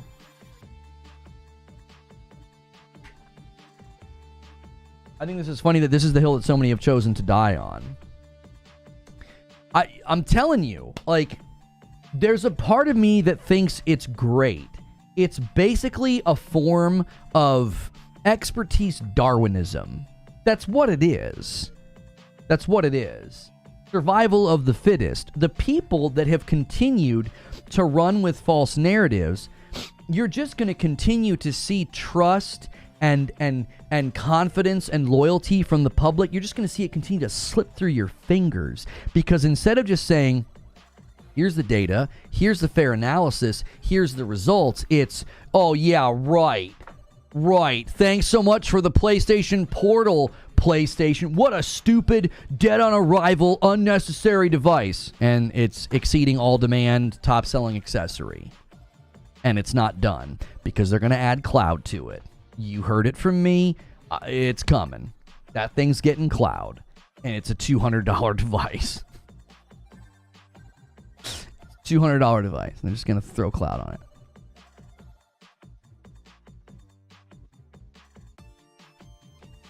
Like, go ahead, keep it up. Keep doing it. I love that when Herman Hulst did that, you see it. The instinct isn't, well, hang on. Let's analyze this. Let's consider this. Let's do some research. Let's do some investigative work. I know that's really hard when you blog and headline grab, but if you do some investigative work, like, I did this in an afternoon. I just pulled up a couple of reports. I asked people in Discord, hey, could you find those reports from me? Pull up a couple of reports, and I'm like, how can you not look at this and see that this strategy has viability. It has a level of potency. It will work, and it seems to be working. Instead of like smarmily chuckling on Twitter, spend 2 seconds and like, I don't know, look at some charts. It isn't difficult. It's like, connect the dots here. They've sold 60 million PlayStation 5s. They're close to 60 million. They're like 59 something. So let's just round it up to 60. They've sold 60 million PlayStation 5s. 1/3 of those people didn't have a PS4. Where did those users come from? Where? Well, let's look at some correlating data points, shall we? God of War Ragnarok is the fastest selling game of a first party game that they've had, and it's the sequel of a game that currently, before Tsushima, God of War 2018 held the record for Steam. So those correlating data points seems to me to be like, well, the best game that was ported to PC also saw its sequel be the best-selling sequel, and we also are seeing 1/3 of the people on PS5 didn't have a PS4. It seems like there are people that are making the jump, that are boosting these two numbers. I'm not saying it's causative. I'm saying these are correlative data points that to me makes it seem like this strategy is sound. I did that in an afternoon. I'm not a financial analyst. I just looked at a couple of charts and it's like, this seems to make sense to me. Debunk it. Show me a complete unwillingness of 130 million people to not buy a console because they're on a PC. Show it. Prove it. Tell me. How? Falsify the idea. Completely falsify the strategy. Do it. Let's see it. No? No, just smarmy tweets to leverage impressions from a dying console war? Oh, okay, thanks. Thanks for your commentary on the subject. Behemoth with a 5-bomb takes us to 35 members on the day. And a 5-bomb from Wired Rope. How does that help with them putting the VR2 on PC? Listen, the VR2 going to PC is literally an accessory grab. I'm not a smart man. I don't even have real degrees, and I figured this out in an afternoon. Right? It's like, this isn't difficult. It's not difficult. It's like, yeah, the strategy seems sound to me. There's too many people on PC on mid to low level rigs for this concept to be completely. It's not a buffoon. It's not like a buffoonery thing. It's like, no, I think there's some logic here. I think there's some reasonableness to this strategy. It doesn't seem that crazy to me. I would say the proof is they're still active in Steam right now. So I'm active in Steam. Does that prove anything? I have every system. I'm sure some of the people here who bought PlayStation 5s are still active in Steam. That proves nothing. Karen's Raisin Potato Salad with 5 months of memberships. That is an incredible name. People still being active in Steam doesn't prove anything. Like, there are plenty of people here right now who are like, oh, I gotta play Ragnarok, and I'm sure they're still active in Steam. Zubair says, if they only sold 100,000 extra consoles, would this be worth it? Well, that I don't know, Zubair. I think any percentage is a win, and here's why. Track with me here. This is going to take me a second to put this together, okay? I just came up with this, but I think this works. The profit margins on the ports are already sound. Why? The largest investment into God of War 2018 has already been spent, and it's already made money. So porting it to PC is a fraction of the cost of what it cost to build God of War 2018. So the profit margins are already well in place. They're already making money just by bringing Ragnarok to PC. Ergo, it can't be a loss. It simply can't be.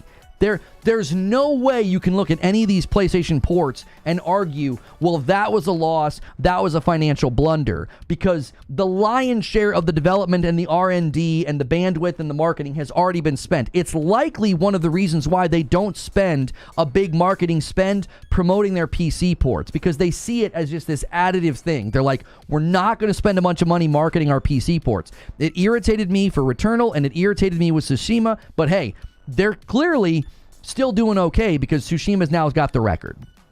of highest concurrent games for a PlayStation port first party. Helldivers doesn't count because it's not a first party port, it's a live service day and date game. So the current record for a first party PlayStation port for concurrent players is held by Tsushima. So track with me here. That's the foundation of where I'm going. Where I'm going is the numbers are sound because they almost can't lose money by bringing a game like that over to PC. The cost to port it is a fraction of the overall budget of the game, and selling the game on PC is proving to be profitable. They've said this in their reports. Now, if in addition to doing that, seeing Steam and PC as a secondary market, and they're making money doing that, if a secondary benefit is a couple 100,000 or 500,000 people, whatever, also then buy PS5s, that's a win. Like Eugene's saying, 100,000 consoles at this point means $73 million. That equates to 1.8 million PC game sales, assuming Sony does take home $40 per sale. You might want to check Eugene's math on that. But there's a greater spend on PS5 users on average that spent like $700-something. That's where he's getting that figure. Why is it people are thinking PC gamers don't seem to know how Sony games work on consoles? Are they hard to find? Are they not affordable but haven't moved yet? Why? I don't understand the question. People are thinking that PC gamers don't know how Sony games work on consoles? I don't know what you mean.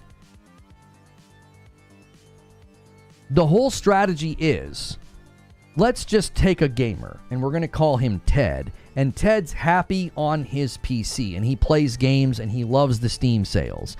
And let's say Ted really loves Samurai, and he buys Tsushima, and he plays it at like mid to low settings. His rig's not that great, so he plays it at mid to low settings. He's like, this is amazing. He's like, man, PlayStation, this is a really good game from PlayStation. And then he sees a trailer for Ghost of Tsushima 2. You now have a touch point and tether and cartilage between him and the PlayStation brand that wasn't there before. And he's like, wow, the sequel looks incredible. And it's going to be PS5 Pro enhanced. I could buy that for $600. Like, you're planting a seed in a person's mind that would have never been there otherwise. He would have just kept on happily playing on Steam. That's the point. It's another market. You're going over to this other market and saying, hey, we have great games. You don't understand our patience on PC. We don't need to be first. We only need best. We can wait. We have other things to play. Our playlist is bigger. You only need best, then why is the vast majority of the PC user base not on the best rig? They're on mid to low end rigs. Why is that then? 136 million users, and anywhere from 60 to 70% of the user base is not on the best rig. So you're speaking for this massive amount of people, and they disprove your axiom. You personally, Perry, you want the best, and you will happily wait. There are plenty of people next to you that aren't like that in the PC user base. They're like, I'm not going to wait. I don't even have a very strong PC. What do you mean? You got 130 million people on Steam, and the vast majority of them don't have high-end rigs. Don't you see the logic? You're like, well, we'll happily wait. We want the best. Well, then why isn't the vast majority of PC users on Steam on the best rig? Why? There's plenty of reasons why. There's economic reasons why. There's personal preference reasons why. There's like, well, I only really play these types of games, so I don't need this type of rig. Like, there are a litany of different types of PC user, and you are the type that will wait. And I have not yet once spoken for you. I took you guys and slid you right off the table. I'm not going to speak for you. I mean, I did. I said somebody with that level rig is less likely to buy a PlayStation 5. It doesn't mean that they won't. It means the likelihood of you buying a PS5 is just incredibly low. You're just going to be like, no, I'm good. I invested thousands in my rig. I don't need a console. You're taking an optional survey. Steam hardware surveys opt in. No real way to know who, if not most, opt in to take the hardware survey or not. Who do you think's most likely to take the survey, Severin? How bad do you think the averages really are? Like, if everybody really took the survey, who do you think's more likely to take a survey about their hardware? Who? Do you think it's the guys with mid and low level rigs? You think it's the guys with pre-built rigs that are running games at like mid to low end settings? You think they're taking the survey, Severin? Who do you think, as far as the data having a bias and a lean, as far as like who in the pool is primarily filling out that survey, I got news for you. That data probably even slants even further away from people on high-end rigs. It probably slants even further away from them because the people with the higher-end rigs are far more likely to fill out the survey. You see, it's like... Of course, yes, it's a self-selecting survey. It's opt-in. And who do you think's the most likely to fill the dadgum thing out? Who? You think it's somebody on low or mid-end? No. You argue that point, and all you do is make the data worse. It means even less. You're even a greater minority more likely if you're on those high-end rigs. You're even a greater minority because you're more likely to fill out the survey. I don't have a mid or low level rig, and I don't take the survey since you get nothing for doing it. I'm not speaking to you specifically, Severin. I'm speaking in general. In general, the more likely consumer to take a survey on their hardware is going to be somebody who takes pride in their hardware. It's not like a lot of these low end guys are probably not taking the survey. They're not even in the data. Like low-end gaming laptops and those combo rigs you can buy on Amazon and stuff. I don't think those people are pushing that button. And even if they are, the point is that the survey is a sample, and the sample shows a trend. You don't fill out the survey. It's a pop-up that pulls your hardware data. Okay, Omar. The people that are more likely to opt into a hardware survey are going to be people that care about their hardware. Even still. It's a sample of the user base that shows a very clear pattern, right? When you have a sample size of that, what's it called? The law of large numbers. When you have a sample size of that big, we can say this is a pretty good barometer and measurement of the trend of hardware on PC. It stands to reason that the most expensive equipment is going to represent the smallest portion of the market because it's so stinking expensive. Like 130 million people aren't on 40 series cards. They're just not. It's too expensive. And you also have to consider they bought a PC 5 years ago and it still works and they're fine with it. They're happy with it. It runs their games. My nephews are like that. I think they bought a gaming rig like 4 years ago, maybe 5, and it still works. It still does the job. So they're in that survey if they fill it out, and they're in that survey on one of the mid to low level rigs. They're not at the top because that's just what people do. You know, adoption rates of the highest stuff is always going to represent a smaller portion of the market. Hang on, somebody pushed back on my. Where'd it go? Shoot. Hellstorm says, using your own argument, don't need a majority. If only a small percentage stay on PC that used to play on console, it would have a huge effect. I'm not sure what you're arguing, Hellstorm.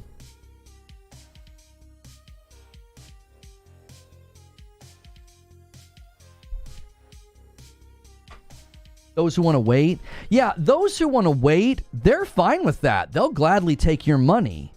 They'll gladly take your money when Ghost of Tsushima 2 finally lands on PC, they will gladly take your money. And they will gladly sell a PlayStation 5 or PlayStation 5 Pro to a percentage of those people who played the first game and think, the sequel looks awesome, my rig's not even that great to begin with, that's a great bargain. Like, there are too many people in the Steam user base to argue that, like, well, yeah, nobody's going to do it. That's an absurd argument. It's so absurd.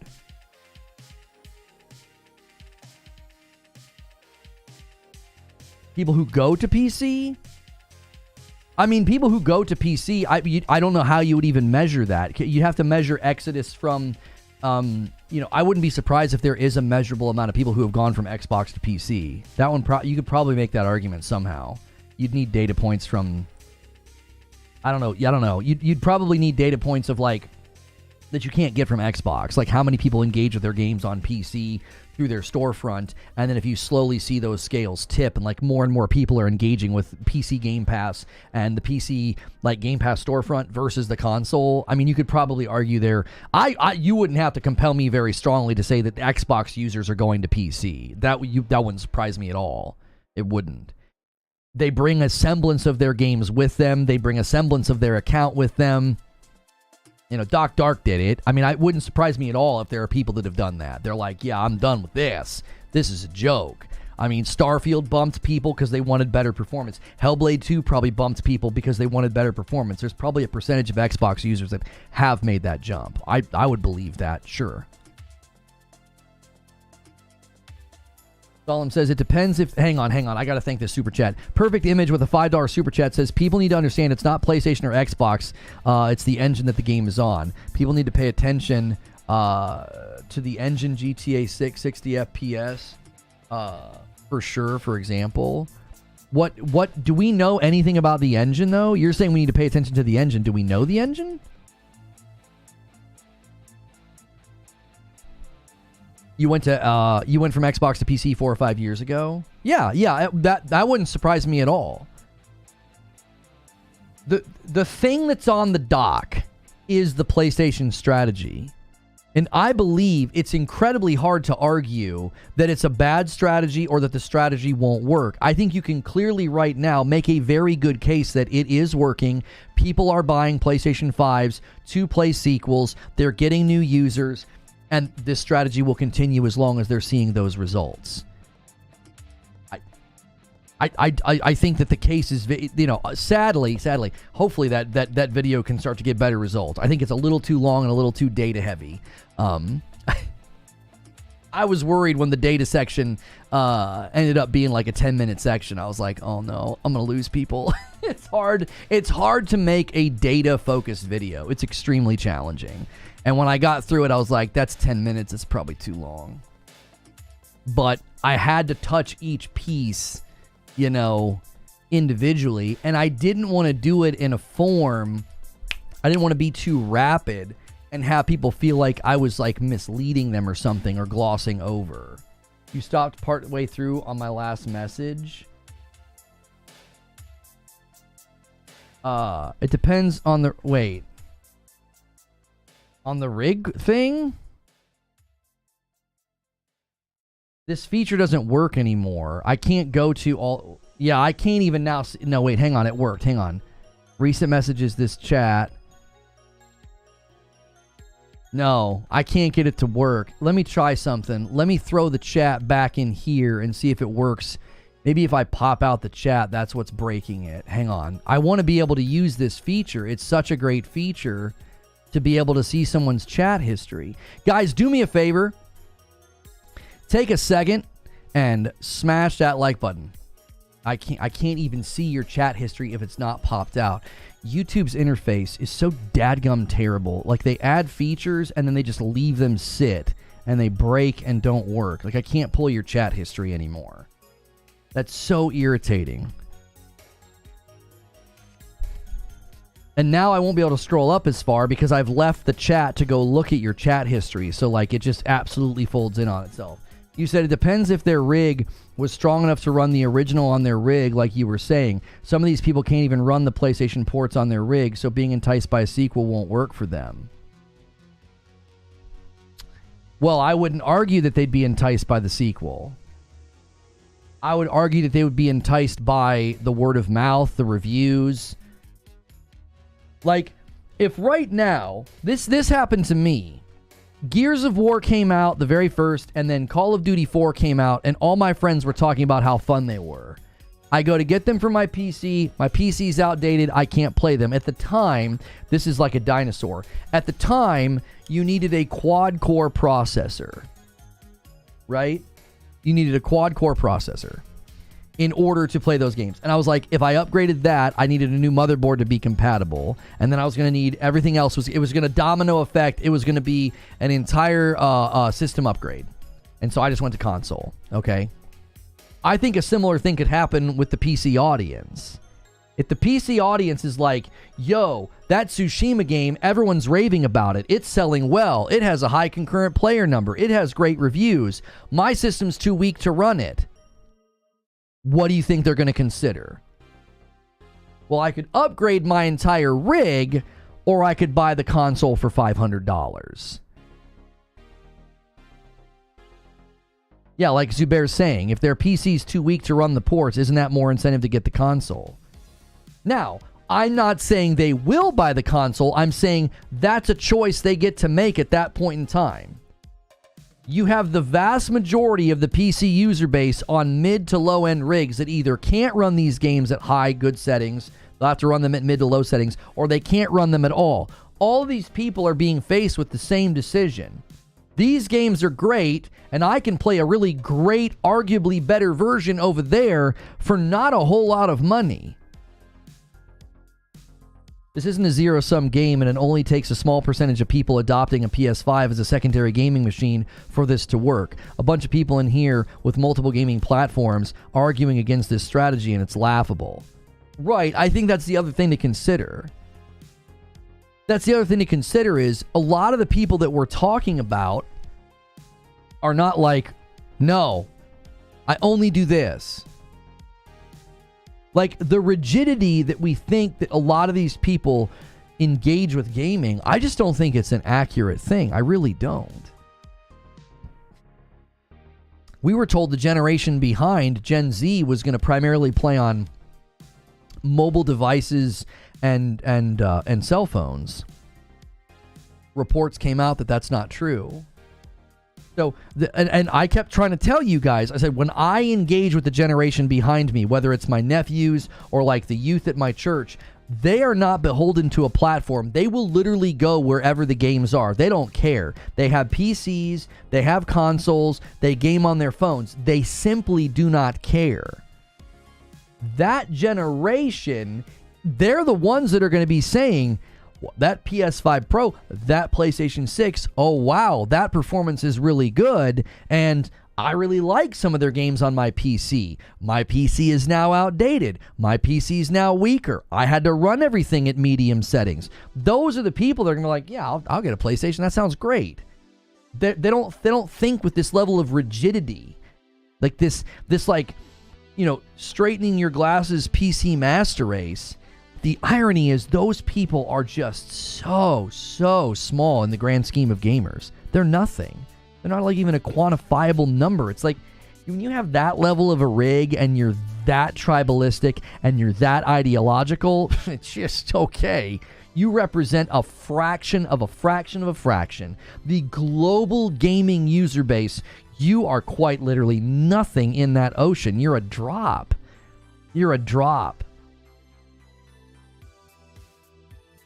PlayStation's whole commentary on this was to entice PC people to buy a PS5 for the sequel to great games they're getting on PC now. So my point about not being able to play the original was perfectly in line with that. No, it wasn't. No, it wasn't. Because PlayStation's not just coming to the PC market and saying, oh, hey, did you like that game? Buy the sequel. They're also saying, oh, hey, you want to play this game? Sorry about your luck. Our console's not that expensive. It's like Herman Hulst didn't say that, but come on, you're bringing the game to the storefront, and if somebody can't play it because their hardware isn't strong enough, that's almost as compelling. That's almost as compelling. It's like, oh, that wasn't their whole commentary on this? Right. Herman Hulst went on to say they're using other media. He said, yeah, we're using other media like TV shows and movies to get people to come into our ecosystem.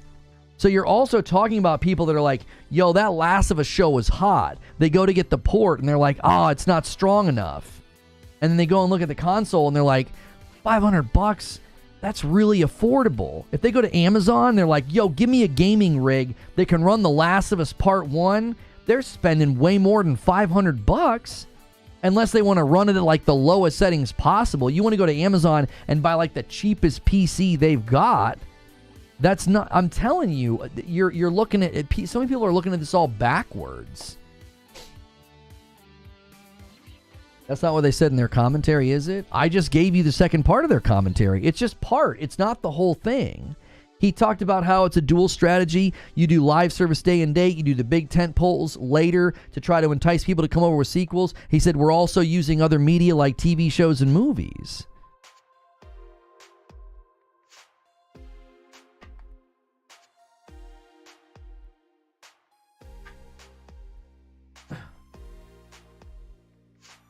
Like, look at what the Fallout TV show did for Fallout. These pushes into other media, it will 100% boost sales of the console as well as the games. It will. And if you think somebody who can't play Ghost of Tsushima because their PC's too weak, if you don't think that person considers buying a PlayStation, I think you are flatly wrong. That they would 100% consider getting a PlayStation 5 if their rig is too weak to play Tsushima or any of the other great ports. Perfect Image with the 9-month re-up. I hope you understand my super chat. We have different engines for each games. Not all run 60 or after updates. People need to understand engines. Okay.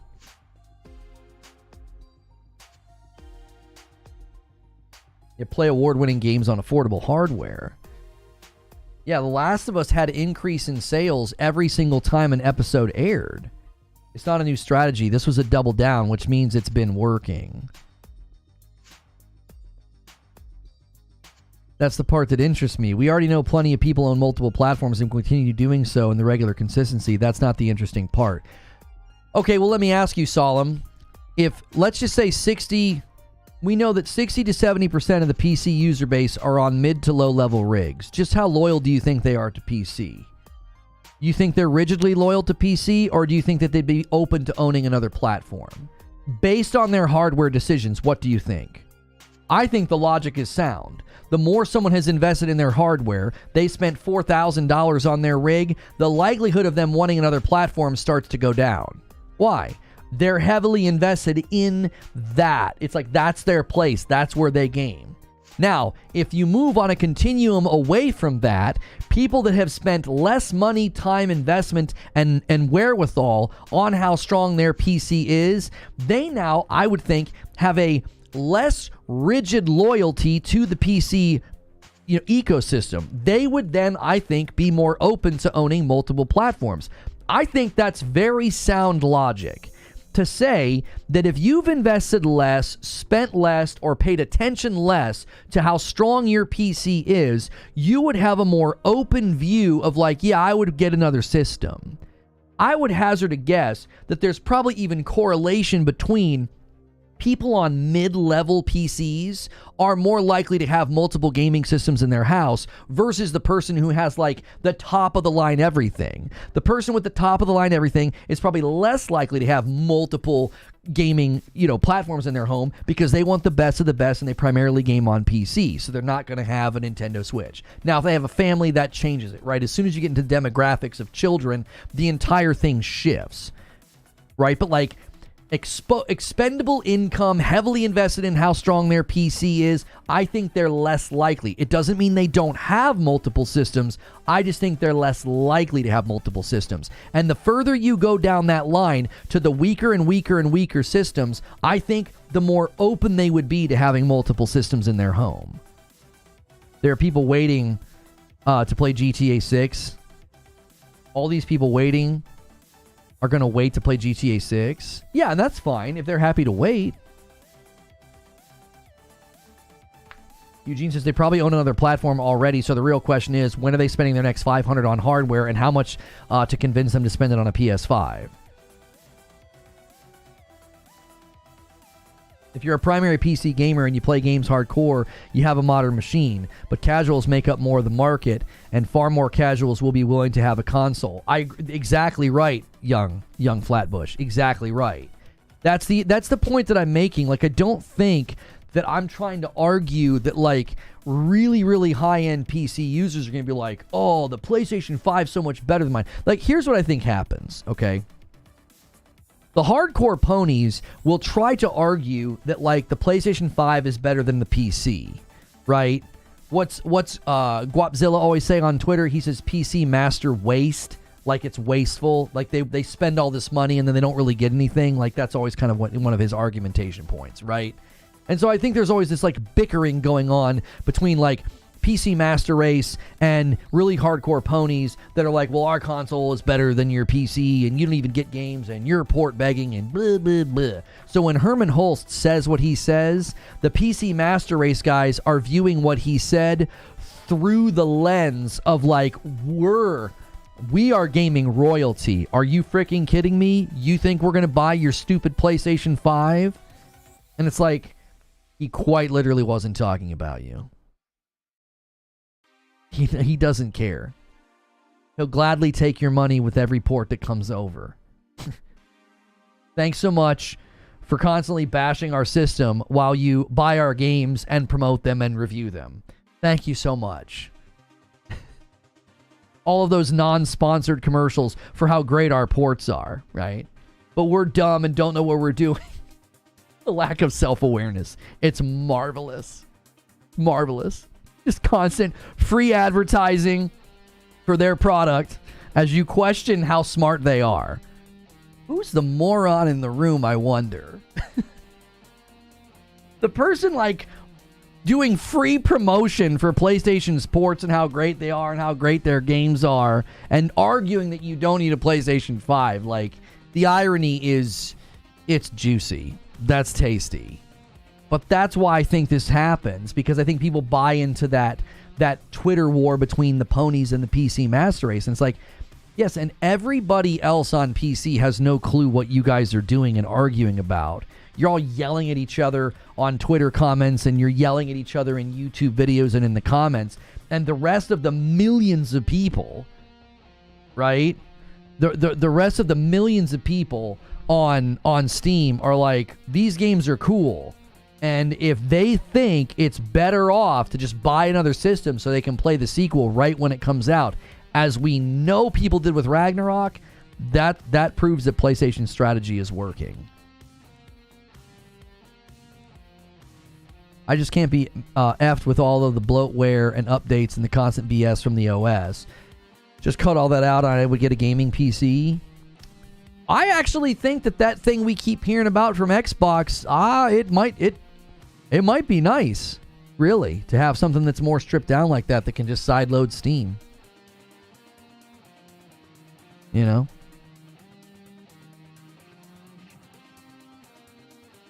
Eventually, Xbox themselves will convince your friend if they keep doing the things they've been doing. Oh, I miss what you guys are going back and forth about.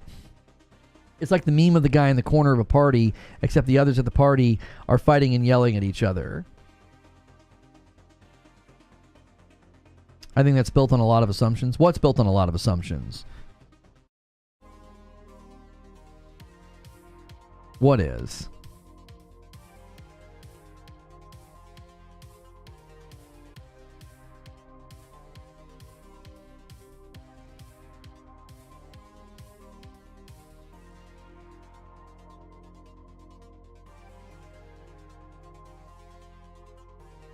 Isn't that basically what the Steam Deck is? Well, it's sounding more like it's going to be a console PC hybrid. It doesn't sound like... There might be a handheld element to it. We don't really know. But I got news for you. If they tried to do another console, I wouldn't give a rip, because I don't have any confidence in Xbox caring about their console. But if they come out with, like, essentially a console PC hybrid that I can plug into my TV, so when something like Hades Early Access comes out, I can comfortably play on my couch, I would buy that hardware in a heartbeat. In a heartbeat. I just prefer it. It's just simplified. The idea that PlayStation guys are buying PlayStations, it may be happening and it may not. There's no way to prove that outright, though.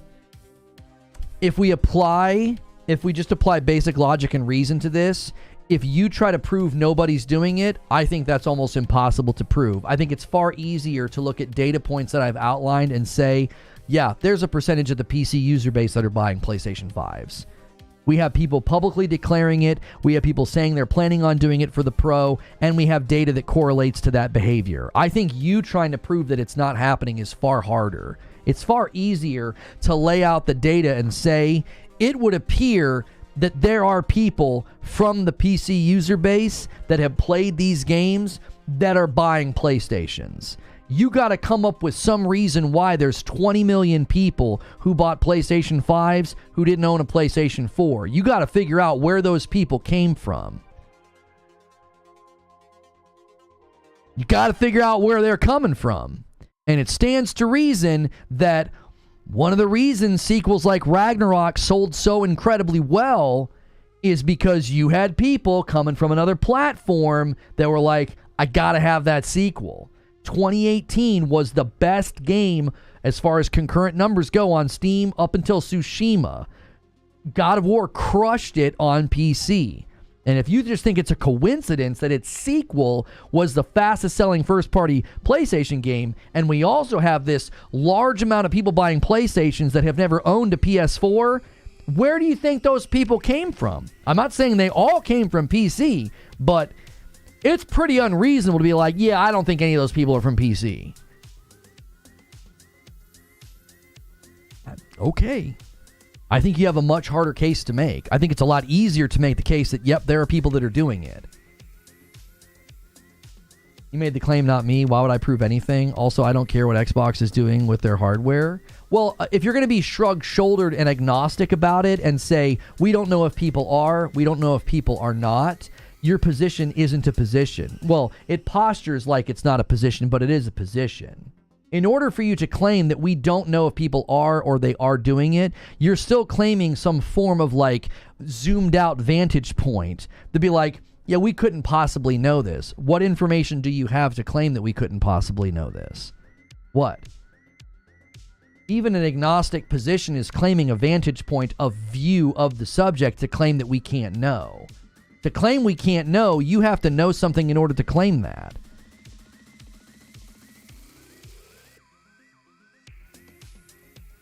I've had a lot of users bought a PS5 when they played God of War 2018 on PC, and then the other game came out and they said, I'm not waiting. We have at least 3 or 4 people in our community that did that. And that's a pretty small sampling. And it's like, wow, 4 people? And there's a fifth or a sixth that was like yesterday, Whiskey Neat was like, I'm getting a PS5 Pro. He's like, I'm not upgrading my PC. Yeah, doing a poll wouldn't help because there are people that are just going to say, yes, they'd be willing to, and they already have a PlayStation 5. Like, a poll is not great to sample right now because a lot of people in the chat already have a PlayStation 5. So the data would be super, super corrupt. It wouldn't be a good sample.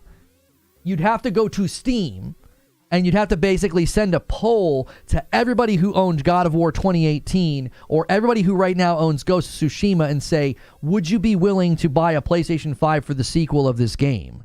That's who you need to poll. And if those people answer that poll, let's say 80% are like no, and 20% say yes, that's a win. That's a slam dunk. If just 10% say yes, that's a win. Those are people who would have never given PlayStation a second thought, and now they're like, oh no, yeah, I would. If you sell, like I said in my video, if you sell 1 million copies of a game, and 10% are willing to make the jump, that's 100,000 people. If you're doing that every time you bring a game over, and then that sequel pops up and everyone's like, God, it looks pretty good. God of War 2018 sold around 3.5 million on PC. If we take Warren's poll into account, there are between 700 and 875,000 consumers that will consider buying a PlayStation 5. That's just from one game. Exactly. Yeah, I in my video, I just said, let's say you sell 1 million copies of a game. I made it really easy. If you sell 1 million copies of a game, Tom Warren's poll indicates that 200,000 people would be like, yeah, I might think about getting a PlayStation 5. You sold 3.5 million copies of God of War 2018 on PC. If 10% of those people say, yeah, I'm thinking about it. That might be why we have a lot of users on PS5 who didn't own a PS4. That might be why Ragnarok sold so much better than 2018. It's the fastest selling. Why?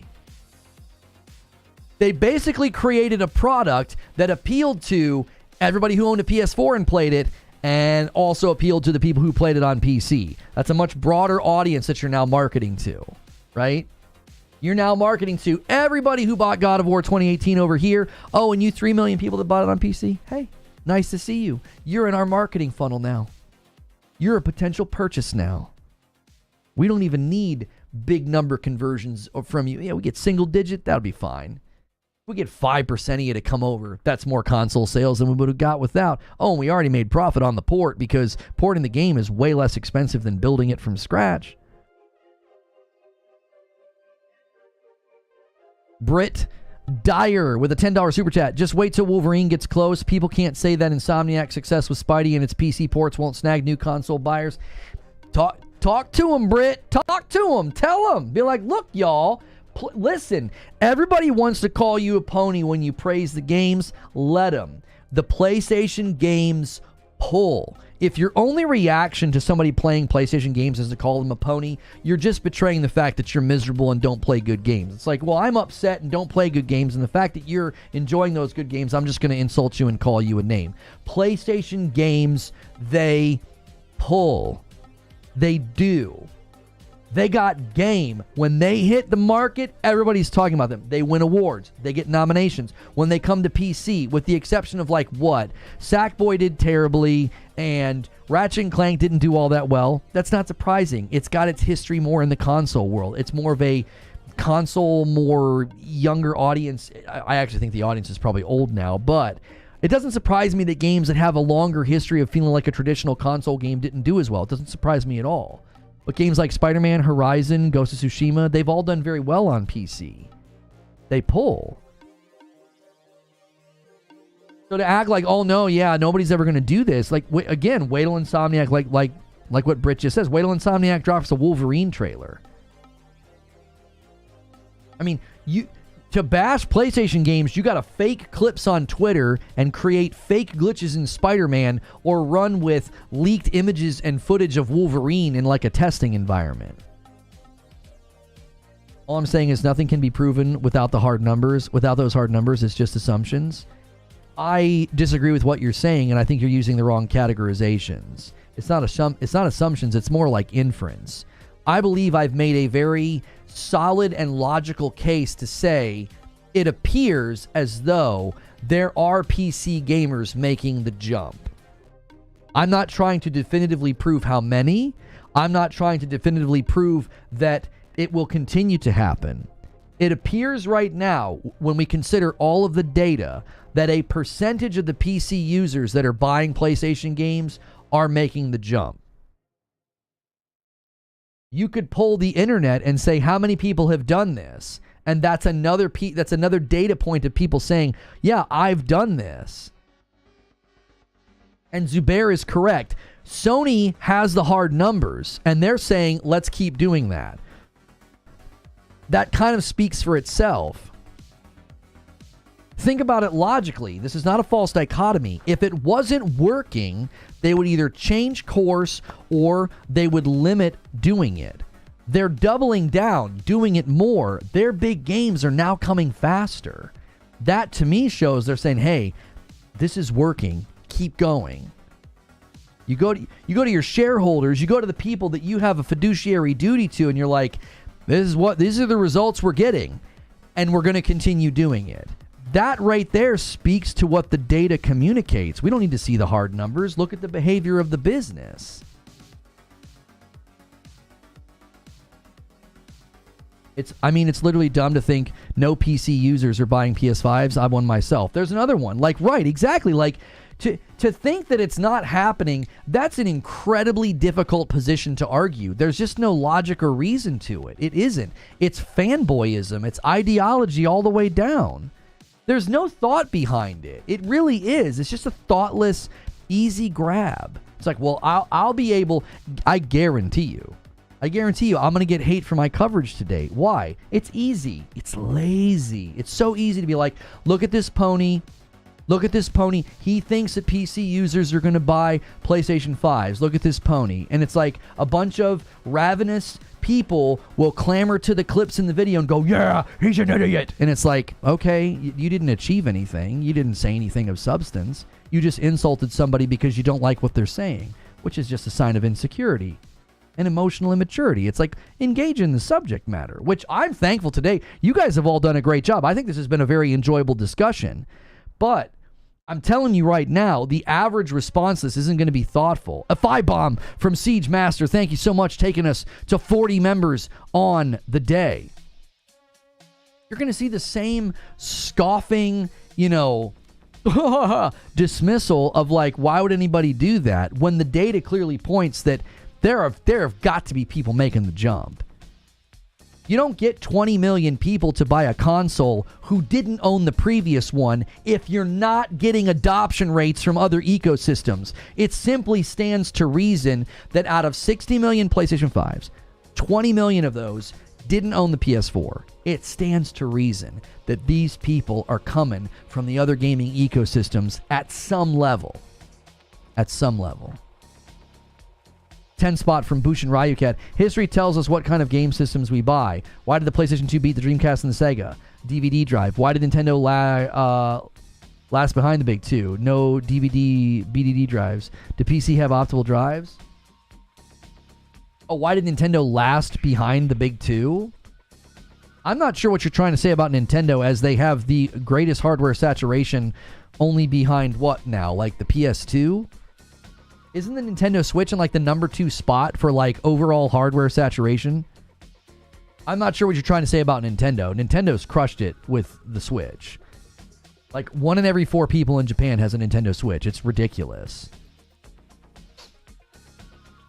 Look at the games from the showcases and the fidelity that are shown at that, and then the dip during launch.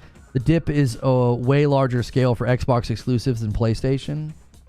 What do you mean the dip, Ghost? I agree, says Solemn, but I'd very much like to know what percentage of that percentage are the PC users, owners versus new gaming users or Xbox users. I'm not sure there's a way to get that number. I would say this, Solemn. The number's good enough for PlayStation to keep doing what they're doing. And that's fundamentally all that matters. It's easy to prove there's a percentage doing it. And then it's easy to believe that the percentage is good enough for PlayStation to say, this is good. Or to keep doing that.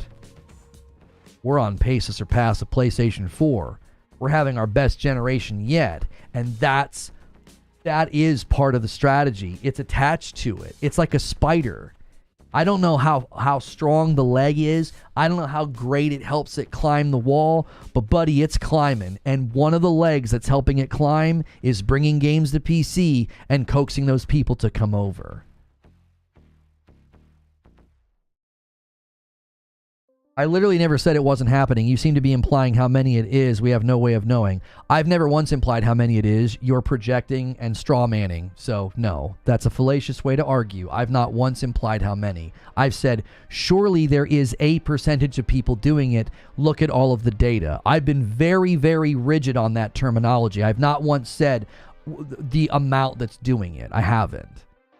You were the one that took the agnostic position of saying, this is what you said, so now you're moving the goalposts. You said, we don't know if people are, we don't know if people are not. That was your position. I said, from an agnostic position, you're claiming a higher vantage point view.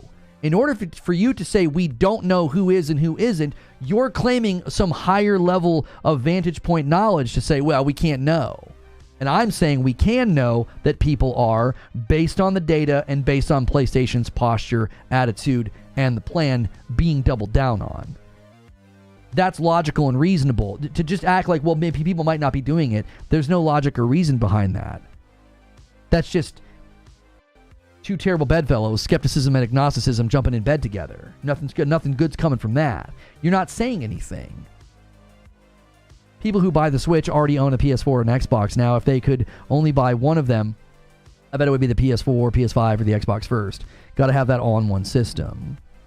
Ghost14 says, dip meaning that the games look way worse from when revealed. Oh. Xbox games have a history of downscaling. Yeah, Forza did. Yeah. We don't need to. I don't want to retread all that. But yeah, there's not a great history there of promises of like, here's how great Forza's going to look and run, and then all those things are absent when the game launches. Here's all the things you're going to get from the console, and no, it didn't happen.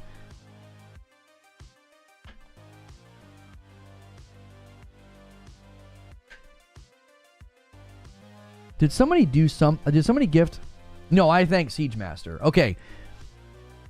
We're 10 away from 50. I'll owe you guys 10 members. We're also about 10 minutes away from the writer's room. Could you guys give me 300 likes on this video? I anticipated the channel having a slight downturn today. We still have a pretty healthy amount of people that really care about another game, and so that's always gonna take us a teeny bit down a peg. And you can help us out by making sure to smash like. Make sure to go and watch that video, that PlayStation 5 video about PC gamers moving. I'm really proud of that video. I put a lot of work into that. There's a lot of data in there, but it makes it kind of a heavy video for people to watch. So there's a ton of comments on the video. Oh my goodness. If PlayStation's goal is to bring PC players to PlayStation, then they will have to stop bringing their exclusives to PC. The only way to convince them to buy the platform. This misses the point entirely. The games drive PS5 purchases for the sequels? Like, huh? The Switch goes both ways and is more devastating if Sony players go to PC. Now the games are only a few years away.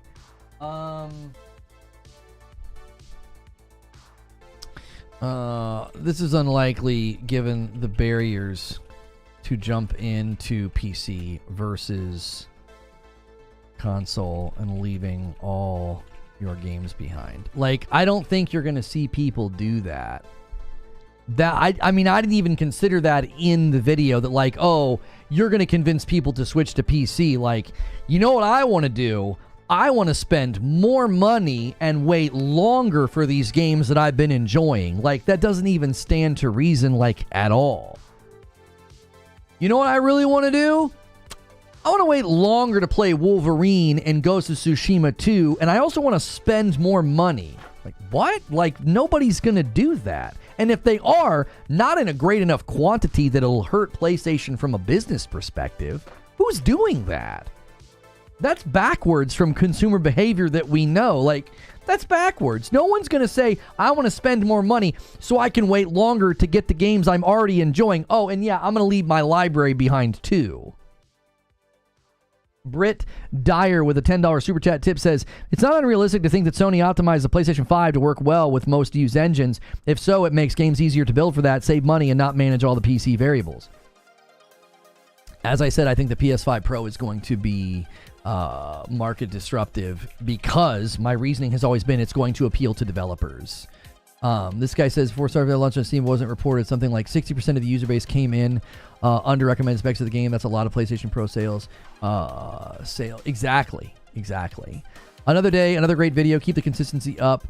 Can always depend on it. Always. Thank you so much, Scotty B, for the praise of the video. Real question is, will the PS5 users move to PC as we move forward the games industry, more content? Helldivers 2 is just an example. Spending more money to wait longer for games you already enjoy, while also leaving behind your library, seems like a decision very few will make. I don't think that you're going to see a quantifiable number of people that say, yeah, my PS5 is great. I really like these games, and you know what I'm going to do? I'm going to go spend a couple $1,000s to get a high-end rig so I can play these games at, you know, at greater performance, and then I'm going to have to wait for them to come out. They don't need a launcher for crying out loud. I appreciate how you analyze the minutia as well as envision the big picture business model. I think this is spot on. Thank you very much, Mile High. I appreciate that. PS5 is very compelling to a lot of people, myself included. $600 to postpone upgrading my PC, play GTA 6 at launch, and enjoy the exclusives I've missed out on since the PS4. Sign me up. That is Whiskey Neat. He's the one that said he would... He was like, yeah, I'm going to do it. I'm going to get the PS5 Pro. I'm not going to upgrade my PC. Eugene, what did you say?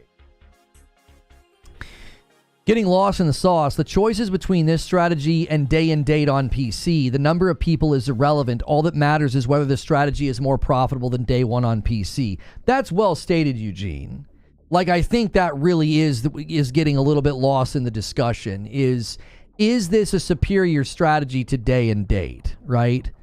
And I would say that the fact that they're continuing to do it would say internally they're measuring that, yes, it is. They're seeing the results they want to see. True SSJ Havoc on the video said, hilariously enough, I'm one of the people who never owned a PS4. I was fully PC gaming at the end of the 7th gen and all throughout the 8th. I had the money, I noticed how well PS4 was doing and decided to buy the next console. I bought a PS5 at the beginning of the gen and have fully integrated back into the ecosystem. So many have clearly done this. I think a lot of people have done that.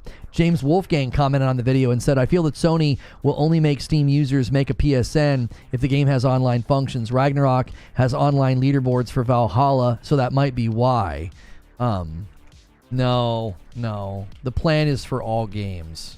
Trust. The plan is for all games. They're not just doing it for Valhalla leaderboards. Lono, PC gamers not going to move to PS5. They're not even moving out of their chair and going outside. LOL, rude. That's rude. I'm curious if these PC players will still buy a PS5 if the GTA 6 is running at 30 FPS on console. We have no idea what it will run at, but 30 FPS will make many hold off, but a ton more will jump just because it's GTA. It's GTA, bro. Like, there are people that are like, I don't care. You know what I mean? They're like, I don't care. I want to play GTA. You know, I don't care that it's 60.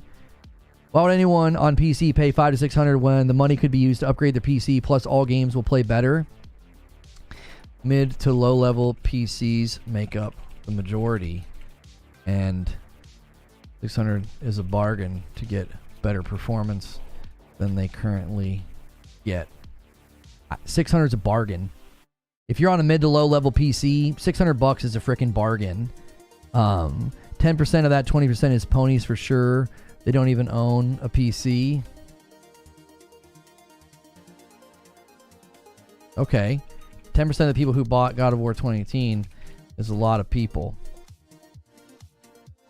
10% of the people who bought God of War 2018 on PC is a lot of people.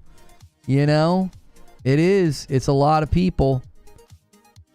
You got to consider that in the equation. If you're going to act like, well, most of the people that took that survey, they're ponies, they don't count. It's like, okay.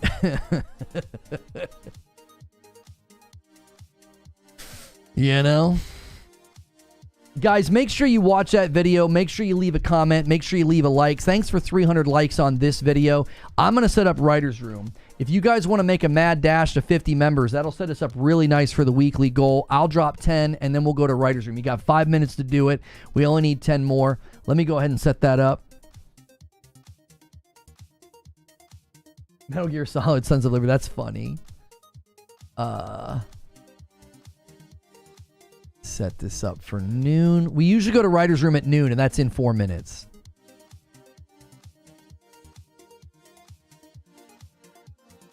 Shareholders are never satisfied. That may be Sony's strategy at this time, but once shareholders smell more untapped potential, they will demand more. Never underestimate the shareholders. Right, but it stands to reason that the shareholders aren't going to push for day and date. Because if you push for day and date, you're going to be pushing for PlayStation to expand bandwidth, expand teams, hire more people, and set up all of their companies and all of their mainstay developers to be parallel developed games. If you go to shareholders and they're like, no, we want these games to hit PC day and date. Number one, you'd have to have data to indicate it'd be more profitable. Secondly, that would have to work against all conventional wisdom that if they do that, they're somehow going to make more money than the monsoon of costs that will come from, well, now all of our mainstay developers are going to have to do parallel development. Like the irony of, I saw people arguing this, and it was like, they don't even see the words that they're typing. They're like, why would PlayStation get a company like Nixxes, a porting company like Nixxes, if they're not going day and date? And I'm like, you have the answer in the words you just used. It's a porting company. Can that word get in here? Is it too thick? Dung, dung, dung, dung. It's a porting company. Porting companies do porting. Parallel development for day and date is a completely different animal. You would completely change the internal logistics of these companies. You would bring people in. You would bring and you would expand staff to say, when you're building that game, it needs to be built for both systems. Porting companies like Nixxes, like that's their expertise, is here's the game, we'll port it to PC for you. Now, if you think that that's the strategy, like they're going to buy a porting company to do day and date, that's backwards. All the money they spent acquiring porting companies could have been spent expanding the studios they already have to then do parallel development for PC. It's like the answer's right there. It's a porting company. They were purchased for the function of bringing games to PC later. Like, I couldn't believe it. I was like, wait, you think because they're buying porting companies, they're going to do day and date? They wouldn't have bought porting companies. They would have expanded their existing developers to do parallel development. Like, what? What are you talking about?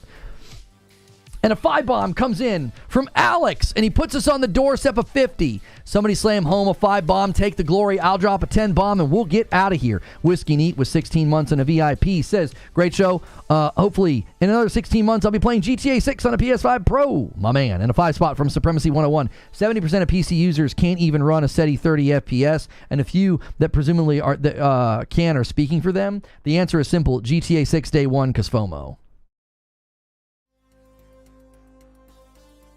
And guess what? If you're porting a game, the company doing the porting is assuming what? So they choose games that will do well. That's a lot of those Sony games. Oh, right. Well, yeah. I'm telling you, it would have been cheaper.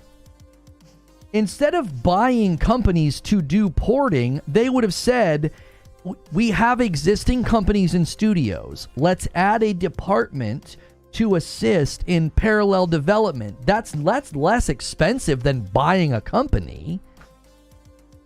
You buy a company and you take on all their production costs? What? Why would you do that if you're going to be doing day and date?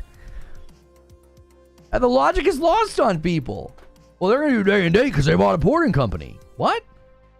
That's evidence of the opposite. That's evidence of the opposite. That's evidence of build a great game, sell the game, does really well, take the fully optimized, well-built game, and then port it to PC. Do you wonder why the PC ports are so good? Do you ever consider that they're really good because they're taking a complete, well-optimized product and then they're porting that? Is this even true? I mean, when Supremacy is saying 70% of PC users can't even run a steady 30 FPS, what he's getting at is 60 to 70% of the PC users, according to the Steam reports, are on mid to low level rigs. I don't know if it's like, well, they can't run a steady 30 FPS. There's a huge portion of the PC user base whose rigs are so weak, they wouldn't be able to run these ports at consistent performance. They'd have to turn a lot of stuff down. The vast majority are not on very strong GPUs. They're just not. It makes sense. They're expensive. And the adoption rates of the high-end GPUs are typically bought by the hobbyists and the people that build their own rigs and the companies that do pre-builds, right? You go to these PC outlets that'll build a rig for you. Dark Video assumes that PlayStation games will be day one on PC. Right. So here's what's going to happen, okay? Here's what's going to happen. You're going to consistently see people say, oh, they're not doing PlayStation games day and date on PC? They will one day. Just you wait. Just you wait. Just you wait. And if it happens in like 12 years, they'll be like, I told you it was going to happen.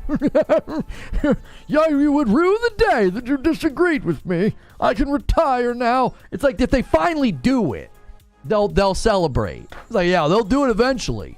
They're not doing it for now. It's just another wait until. And a 5-bomb from Alex. Let's get out of here. That's 50. I'll drop a 10-bomb.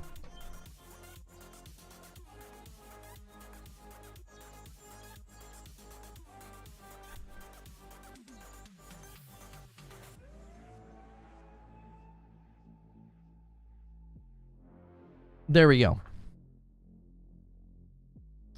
I can't imagine how daunting PC gaming would be if I didn't know how to build and maintain my own PC. I'd be console every day of the week and twice on Sunday. I know a guy that can run Helldivers 2 at 30 FPS on a GTX 980. You'd be surprised what you can get out of low-end hardware. You'd be surprised how many people don't know enough to do that. Alex says, fine, I'll do it myself. Thank you for the 2-spot, Alex. Yeah, people really backed off today, Alex. They did. I thought, man, we came out yesterday out of a cannon. I was like, you guys are going to hit this goal in 2 days, 2 or 3 days.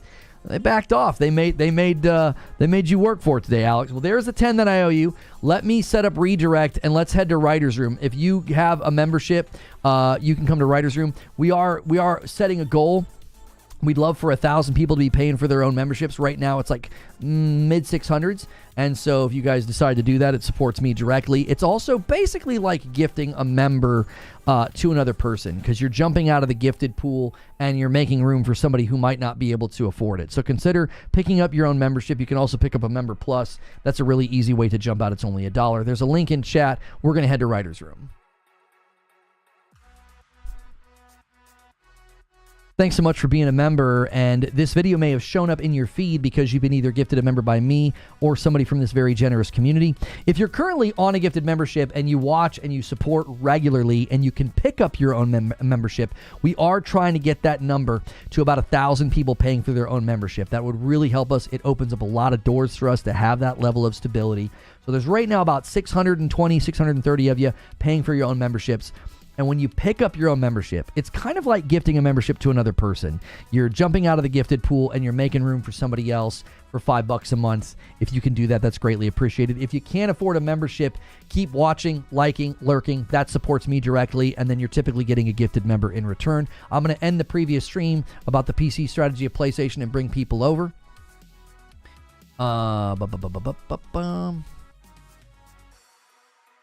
Yeah, the news cycle is just so stinky.